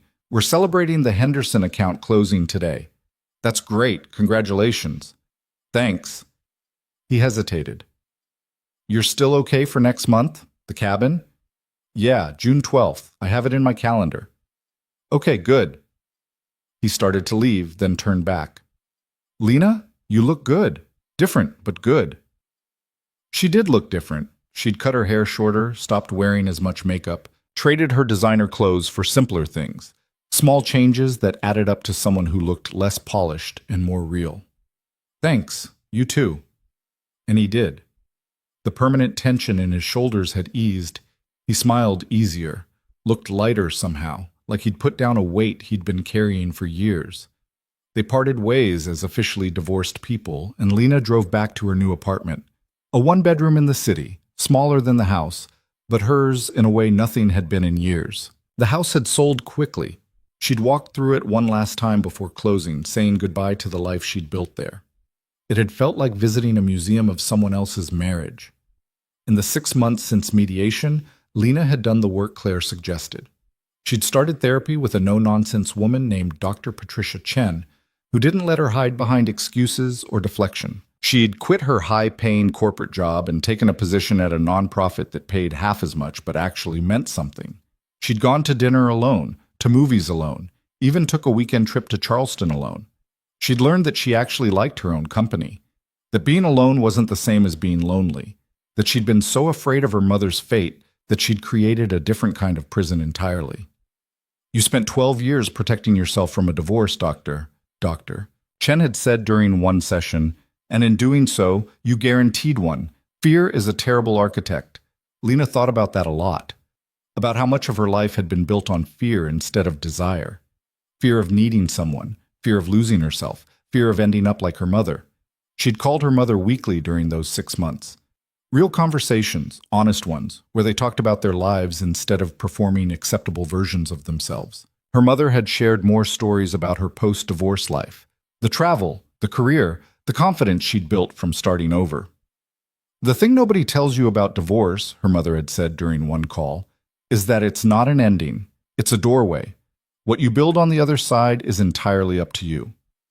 Lena was still figuring out what she was building, but for the first time in years, the uncertainty felt like possibility instead of failure. Madison and Claire had been constants throughout. Madison brought wine and distraction when Lena needed to not think. Claire brought honesty and tissues when Lena needed to feel everything. "I'm proud of you, Claire had said last week over coffee. 6 months ago, you were terrified of being alone. Now look at you, thriving." "I don't know about thriving," Lena had laughed. "More like surviving with occasional moments of actual happiness. That's called being human. Most people never get there." Now, sitting in her apartment with her divorce decree on the counter, Lena felt something she hadn't expected. Excitement. Not about the divorce itself, but about what came next. About the trip to the cabin, the conversation she and Ethan would finally have. About the possibility of parting as friends instead of casualties. She pulled out her phone and texted him. "Congratulations on being officially rid of me. And on the Henderson account. You earned both." His response came quick. "Congratulations on your freedom. Use it well." She smiled at that. Then she opened her calendar and looked at the date circled in red. June 12th, 4 weeks away. 4 weeks to prepare for the hardest conversation of her life, and maybe the most important. Ethan spent those same 6 months rebuilding himself in ways that surprised him. The divorce had gutted him initially, not because he wanted Lena back, but because it forced him to confront how much of his identity had been wrapped up in being her husband. Without that role, who was he? Therapy helped. His therapist, Dr. Robert Mills, was a former divorce attorney who'd switched careers after his own marriage ended. He understood the specific grief of watching something die slowly.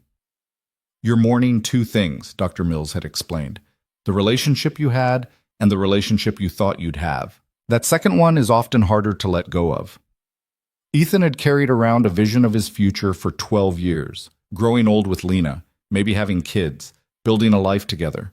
Letting go of that imagined future felt like losing something that had never existed but had shaped everything he did. "So what do I do?" Ethan had asked. "You grieve it, and then you build a new vision, one that's actually about you instead of about being part of a pair." So Ethan had done the work. He'd let himself be sad, angry, relieved, confused, sometimes all in the same day. He'd stopped trying to make sense of it and just let himself feel it. He'd also started saying yes to things. Daniel's invitations to go out, Marcus's suggestions for weekend trips, opportunities at work he would have previously declined because they required too much time away from home. He went to a concert he would have hated 5 years ago and loved it. Took a pottery class on a whim and discovered he was terrible at it but enjoyed trying. Started running in the mornings, something Lena had always thought was pointless. He dated, briefly. A woman named Sarah from the gym, smart and funny and completely wrong for him. They'd gone out 3 times before mutually agreeing there was no spark. "You're still processing your divorce," Sarah had said kindly. "I can tell. You're physically here but emotionally somewhere else." She'd been right. Ethan wasn't ready to build something new. He was still taking apart the old foundation, examining each piece, figuring out what to keep and what to throw away. Work had been a lifeline. The Henderson account was thriving, and Marcus had started talking about expanding the firm, maybe bringing on a junior partner. Ethan threw himself into projects with an energy he hadn't felt in years. "You're different," Marcus observed one day over lunch. "Lighter, more like the guy I met in college." I feel different," Ethan admitted. "Like I've been holding my breath for a decade and finally exhaled." "That's called not being in a dying marriage." "Yeah. You ever regret it? The divorce?" Ethan had thought about that question a lot. "No. I regret how long it took. I regret the pain we caused each other, but I don't regret the choice." "Good. Because you deserve to be happy, man, and you weren't, not for a long time." Now, with the divorce finalized and the cabin trip approaching, Ethan felt a strange mix of nervousness and anticipation. He wanted closure with Lena, wanted to understand the full story, wanted to part as friends. But he also knew that reopening everything could be dangerous. What if seeing her made him question the divorce? What if they fell back into old patterns? What if the conversation went badly and they ended up more hurt than before? Dr. Mills had addressed those fears directly. "You're not the same people who got married 12 years ago. You're not even the same people who filed for divorce 6 months ago. Trust the growth you've both done. And remember, closure doesn't mean reconciliation. It means acceptance." Ethan held on to that as June 12th approached. Acceptance. That's what he wanted. Not to fix what was broken, but to understand it, honor it, and let it go. He texted Lena 2 weeks before the trip. "Still good for the cabin? No pressure if you've changed your mind." Her response? "Still good. I think we need this." "Yeah, me too." The days leading up to June 12th felt strange for both of them. Lena found herself nervous in ways she hadn't been in months. She changed her outfit 3 times the morning of the trip, frustrated with herself for caring what Ethan thought. "It's not about impressing him," she told her reflection. "It's about being honest." She settled on jeans and a sweater, comfortable and real. Threw a bag in her car and made the 3-hour drive to the mountains, windows down, music loud, trying to quiet the anxious voice in her head. Ethan arrived first. He'd taken the day off work, made the drive in his new car, a used sedan he'd bought after giving Lena the SUV and the divorce settlement. The cabin looked exactly like he remembered, rustic, isolated, surrounded by pine trees and mountain air. He let himself in with the key they'd been given, set his bag in one of the two bedrooms, and stood on the porch waiting.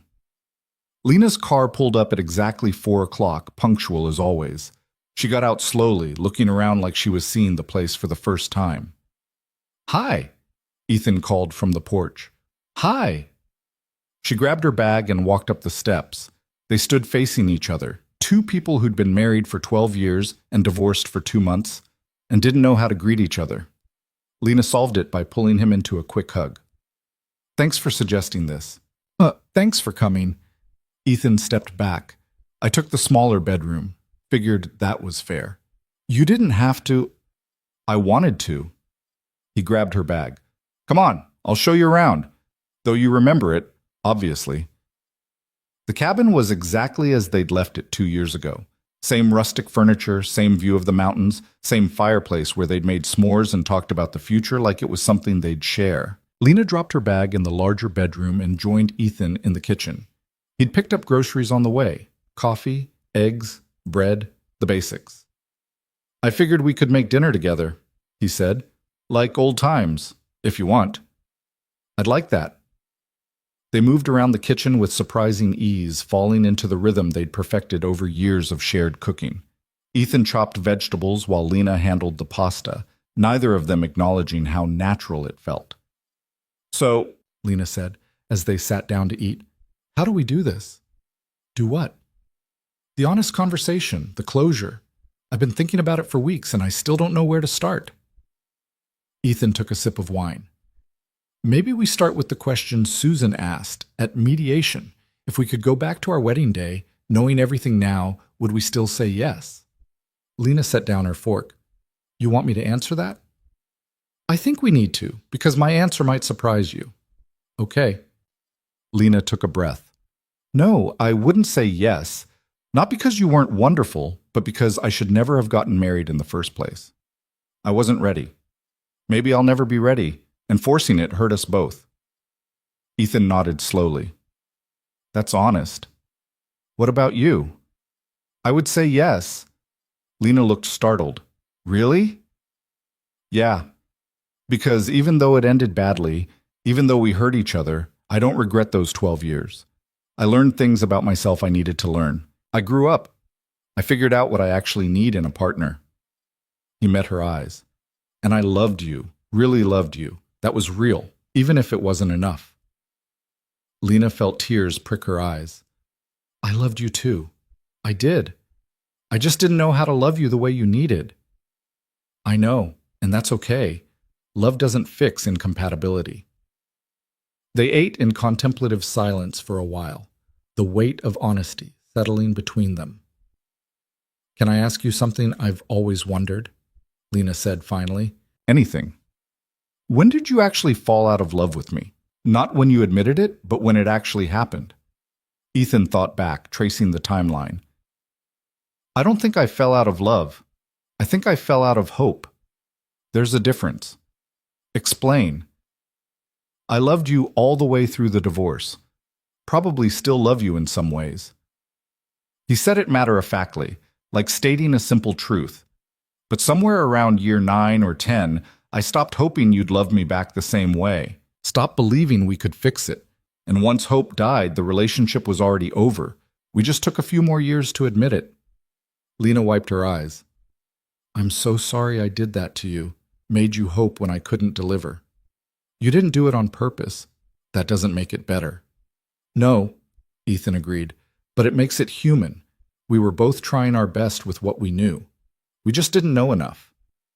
After dinner, they moved to the porch with their wine glasses. The sun was setting over the mountains, painting everything gold and purple. "Tell me about the last 6 months," Ethan said. "What's been happening in your life?" So Lena told him about therapy, about quitting her job, about learning to be alone, about the conversations with her mother that had rewritten her understanding of her own history. "I think I've been running from her story my whole life," Lena said, "but I was running in the wrong direction. I thought independence meant not needing anyone. Turns out it just means knowing you can survive on your own while still choosing to let people in." "That's growth." "Yeah, painful growth. She looked at him. What about you? Ethan shared his own journey, the therapy, the dates that went nowhere, the pottery class disaster that had made Daniel laugh for days. I'm figuring out who I am outside of being a husband, Ethan said. Turns out I'm kind of boring, but in ways I actually like. I enjoy quiet mornings and terrible action movies and spontaneous road trips. I'm good at my job, but it's not my whole identity. I want kids eventually, but I'm not desperate for them. I can be happy alone. That last part is huge. It is, because I realized I stayed in our marriage partly because I was afraid of being alone. Not because I couldn't survive alone, but because I'd built my whole identity around being your partner. Losing that felt like losing myself. He turned to her. But I didn't lose myself. I found myself. Just took a divorce to get there. They sat in comfortable silence as darkness fell, the mountain air cooling around them. Do you ever wonder what would have happened if we'd been honest earlier? Lena asked. If I'd admitted I didn't want marriage, if you'd admitted you were unhappy. All the time. But I don't think we were capable of that honesty back then. We had to live through the slow death to understand what we actually needed. So it wasn't wasted time. No, it was expensive education. Ethan smiled. Very expensive, emotionally speaking. Lena laughed, surprised the sound came so easily. I got my money's worth in therapy bills alone. They talked late into the night, covering territory they'd never touched during their marriage. Childhood wounds and family patterns, and the stories they'd told themselves about love. The ways they'd each contributed to the breakdown, the moments they'd missed to course correct, the fundamental incompatibilities they'd tried to willpower away. I think I married you because you were safe, Lena admitted around midnight.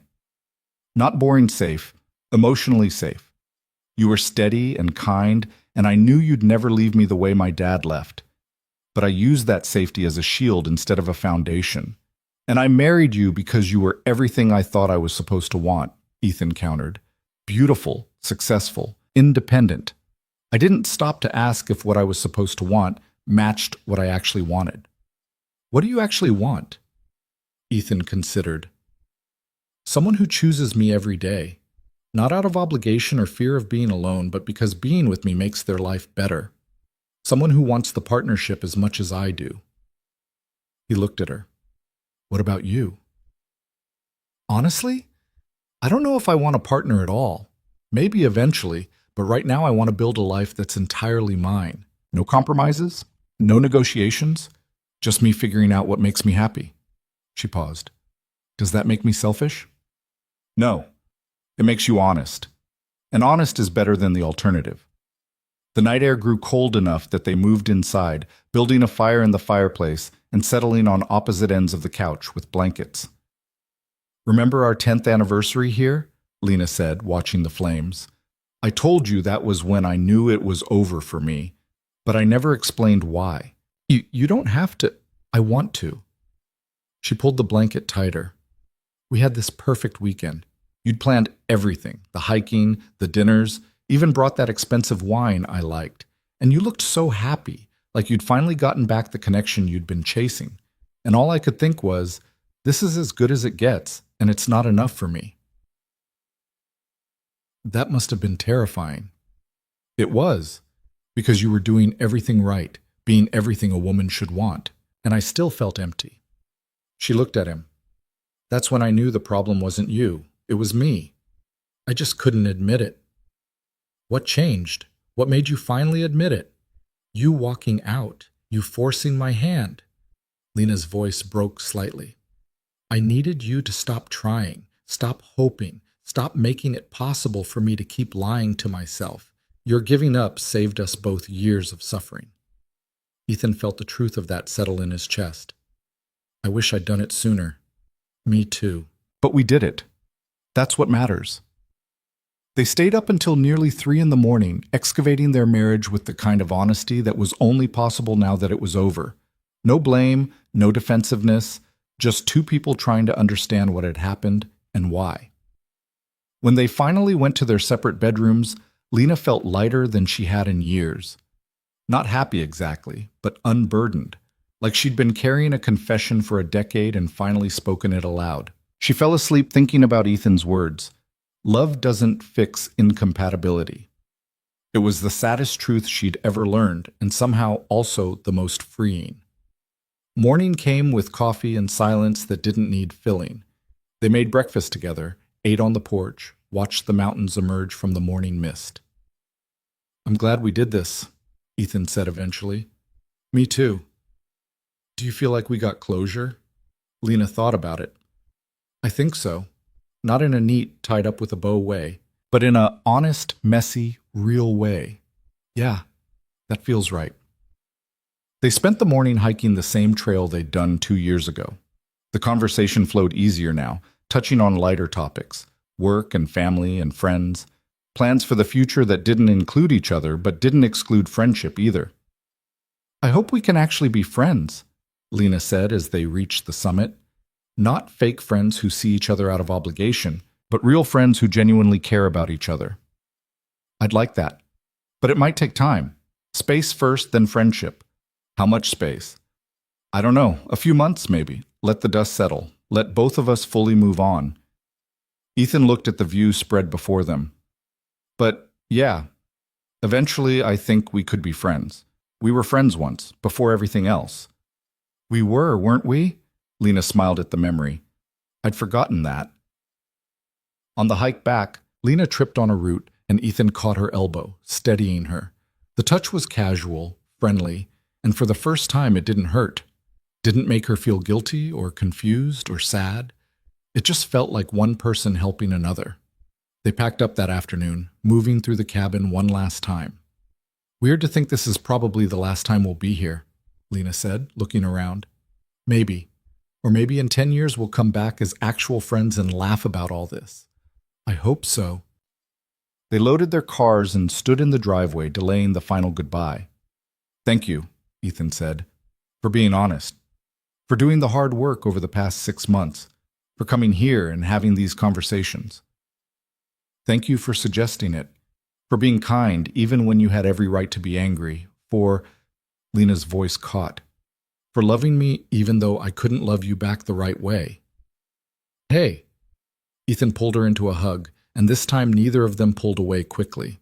They stood there in the mountain air holding each other like the friends they used to be and maybe someday would be again. You did love me, just not the way either of us needed, and that's okay. We're both going to be okay. Are we? Yeah. He pulled back, meeting her eyes. We are. Because we did the hard thing. We told the truth, and now we get to build whatever comes next. Lena wiped her eyes. When's the next time I'll see you? I don't know. When it feels right. No pressure, no timeline. Okay. She got in her car, then rolled down the window. Ethan? I really am sorry for all of it. I know, me too. But I'm also grateful for what we had, even if it didn't work out. Me too. She drove away first, watching him disappear in her rearview mirror. And this time, instead of grief, she felt something unexpected. Gratitude. Not for the marriage itself, but for the ending. For the honesty it had forced, the growth it had required, the person she was becoming because of it. Ethan stood in the driveway for a long time after Lena left, breathing in the mountain air, feeling the weight of 12 years finally lift off his shoulders. Then he got in his car and drove back to his life, ready to see what he could build now that he wasn't building it for two. 3 months later, Lena stood in her apartment looking at a job offer from an organization in Seattle. It would mean leaving everything familiar, starting completely over in a new city where she knew no one. The old Lena would have been terrified. This Lena was terrified too, but also excited. She called Claire first. I think I'm going to take it, Lena said. Good. You should. You'll be great there. What if I'm making a mistake? Then you'll make a mistake and learn from it. That's called living. She called her mother next. I'm proud of you, her mother said simply. Go build something amazing. She almost called Ethan, then stopped herself. They texted occasionally over the past 3 months. Friendly check-ins, nothing heavy. But this felt like crossing a line. They weren't at that place yet where she'd call him with big life news. Maybe someday, but not yet. She accepted the job offer and spent the next month preparing to move. Madison threw her a goodbye party that turned into an honest accounting of their friendship. I was a terrible friend during my marriage, Lena admitted over wine. I only called when I needed something. I never asked about your lives. I was completely self-absorbed. Yeah, you were, Madison agreed. But you're different now. Better. More present. I'm trying. That's all any of us can do. The night before the move, Lena did something she'd been putting off. She texted Ethan. I'm moving to Seattle. New job, new start. Wanted you to hear it from me. His response came an hour later. That's amazing. Congratulations. You're going to kill it there. Thanks. How are you? Good. Really good, actually. Dating someone. Nothing serious yet, but good. Lena felt a pang. Not jealousy exactly, but something close to it. The knowledge that he was moving on in concrete ways while she was still figuring out how to be alone. But underneath that, she felt happy for him. Genuinely happy. That's great. I hope she knows how lucky she is. We'll see. Early days. But Lena, thank you for everything, including the ending. Same. Take care of yourself, Ethan. You too. She stared at the exchange for a long time before putting down her phone. That was probably the last real conversation they'd have for a while. And that was okay. They'd said what needed to be said, done what needed to be done. Now they both got to find out who they were supposed to be all along. 6 months after that, Ethan sat in a coffee shop on a Sunday morning, reading the paper and enjoying his own company. His phone buzzed with a text from his girlfriend, Amy. They'd been dating for 4 months, taking it slow, building something that felt healthier than anything he'd known before. Still on for dinner tonight? Absolutely. Can't wait. He smiled at the simplicity of it. No games, no second guessing, no wondering if she actually wanted to be there. Just two people who enjoyed each other, choosing each other, building something real. His phone buzzed again. A different number, one he hadn't heard from in months. You're not going to believe this. I'm getting married. Ethan stared at the message, confused, until the next one came through with a photo. Lena's mother, beaming, holding hands with a man Ethan didn't recognize. Then Lena's message. She said if she could do it at 62, I can figure it out eventually.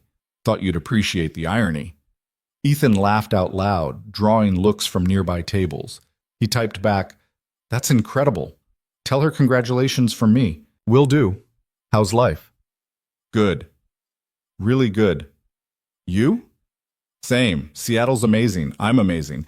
Found out I'm actually pretty great on my own. I could have told you that. Yeah, but I had to learn it myself. They texted back and forth for a few minutes, easy and warm, the conversation of actual friends. And when it ended, Ethan felt nothing but genuine happiness for her. She'd found what she was looking for. So had he. Sometimes the end of something was really just the beginning of everything else. That night, over dinner with Amy, Ethan told her about Lena. Not everything, but enough. About the marriage that had ended, the closure they'd found, the friendship they were building. Does it bother you, he asked, that I still care about her? Amy considered. No, because you're not in love with her. You're just grateful for what she taught you, and that's healthy. What did she teach me? That you can survive losing someone you love, that you're strong enough to walk away when something isn't working, that you know what you actually need instead of what you think you should want. Amy reached across the table, taking his hand. And those lessons made you the person sitting across from me right now, so no, it doesn't bother me. It makes me grateful too. Ethan squeezed her hand, feeling the truth of it settle warm in his chest. The marriage hadn't worked, but that didn't mean it had been a failure. It had taught him how to be honest, how to ask for what he needed, how to recognize incompatibility and walk away with kindness, how to grieve something while also being grateful for it. Those were lessons worth 12 years. Somewhere in Seattle, Lena sat on her apartment balcony with a glass of wine, looking at the city lights and thinking about the same thing. She'd spent so long being afraid of becoming her mother that she'd missed the actual lesson. Her mother hadn't been destroyed by divorce. She'd been liberated by it. And now, at 62, she was brave enough to try again because she finally knew who she was. Lena wasn't ready to try again. Might never be. But she was okay with that now. She pulled out her journal, a habit she'd maintained from that first night 6 months ago, and started writing. Things I've learned. You can love someone and still not be right for them. Marriage isn't for everyone, and that's okay. Being alone is different from being lonely. The scariest thing you can do is tell the truth, but it's also the most freeing. Your parents' story doesn't have to be your story. Sometimes the best thing you can do for someone you love is let them go. She paused, pen hovering over paper, then added one more line. And sometimes what looks like an ending is actually a beginning, for both of you. Lena closed the journal and looked out at her new city, her new life, her new self. She thought about Ethan, probably in his own apartment with his new girlfriend, building something that actually fit who he was. They destroyed each other slowly over 12 years. But in the rubble, they'd both found something worth keeping. Themselves. Not perfect, not undamaged, but honest, whole, and finally free to build lives they actually wanted instead of lives they thought they were supposed to want. It wasn't the ending either of them had imagined when they'd stood in that courthouse 12 years ago, young and hopeful, and so certain they had it all figured out. But it was the ending they both needed. And sometimes that's the only kind of happy ending that matters. Not the one where everyone stays together, but the one where everyone becomes who they were meant to be all along, even if it means becoming it apart. Lena raised her wine glass to the city, to her future, to the woman she was finally brave enough to be. And somewhere 3,000 miles away, Ethan did the same, toasting the life he'd built from the ashes of everything he'd lost. Two people who'd almost lost themselves in each other, finding themselves by letting go. That was the real story. Not the marriage that failed, but the people who survived it, learned from it, and became better because of it. And in the end, maybe that was enough.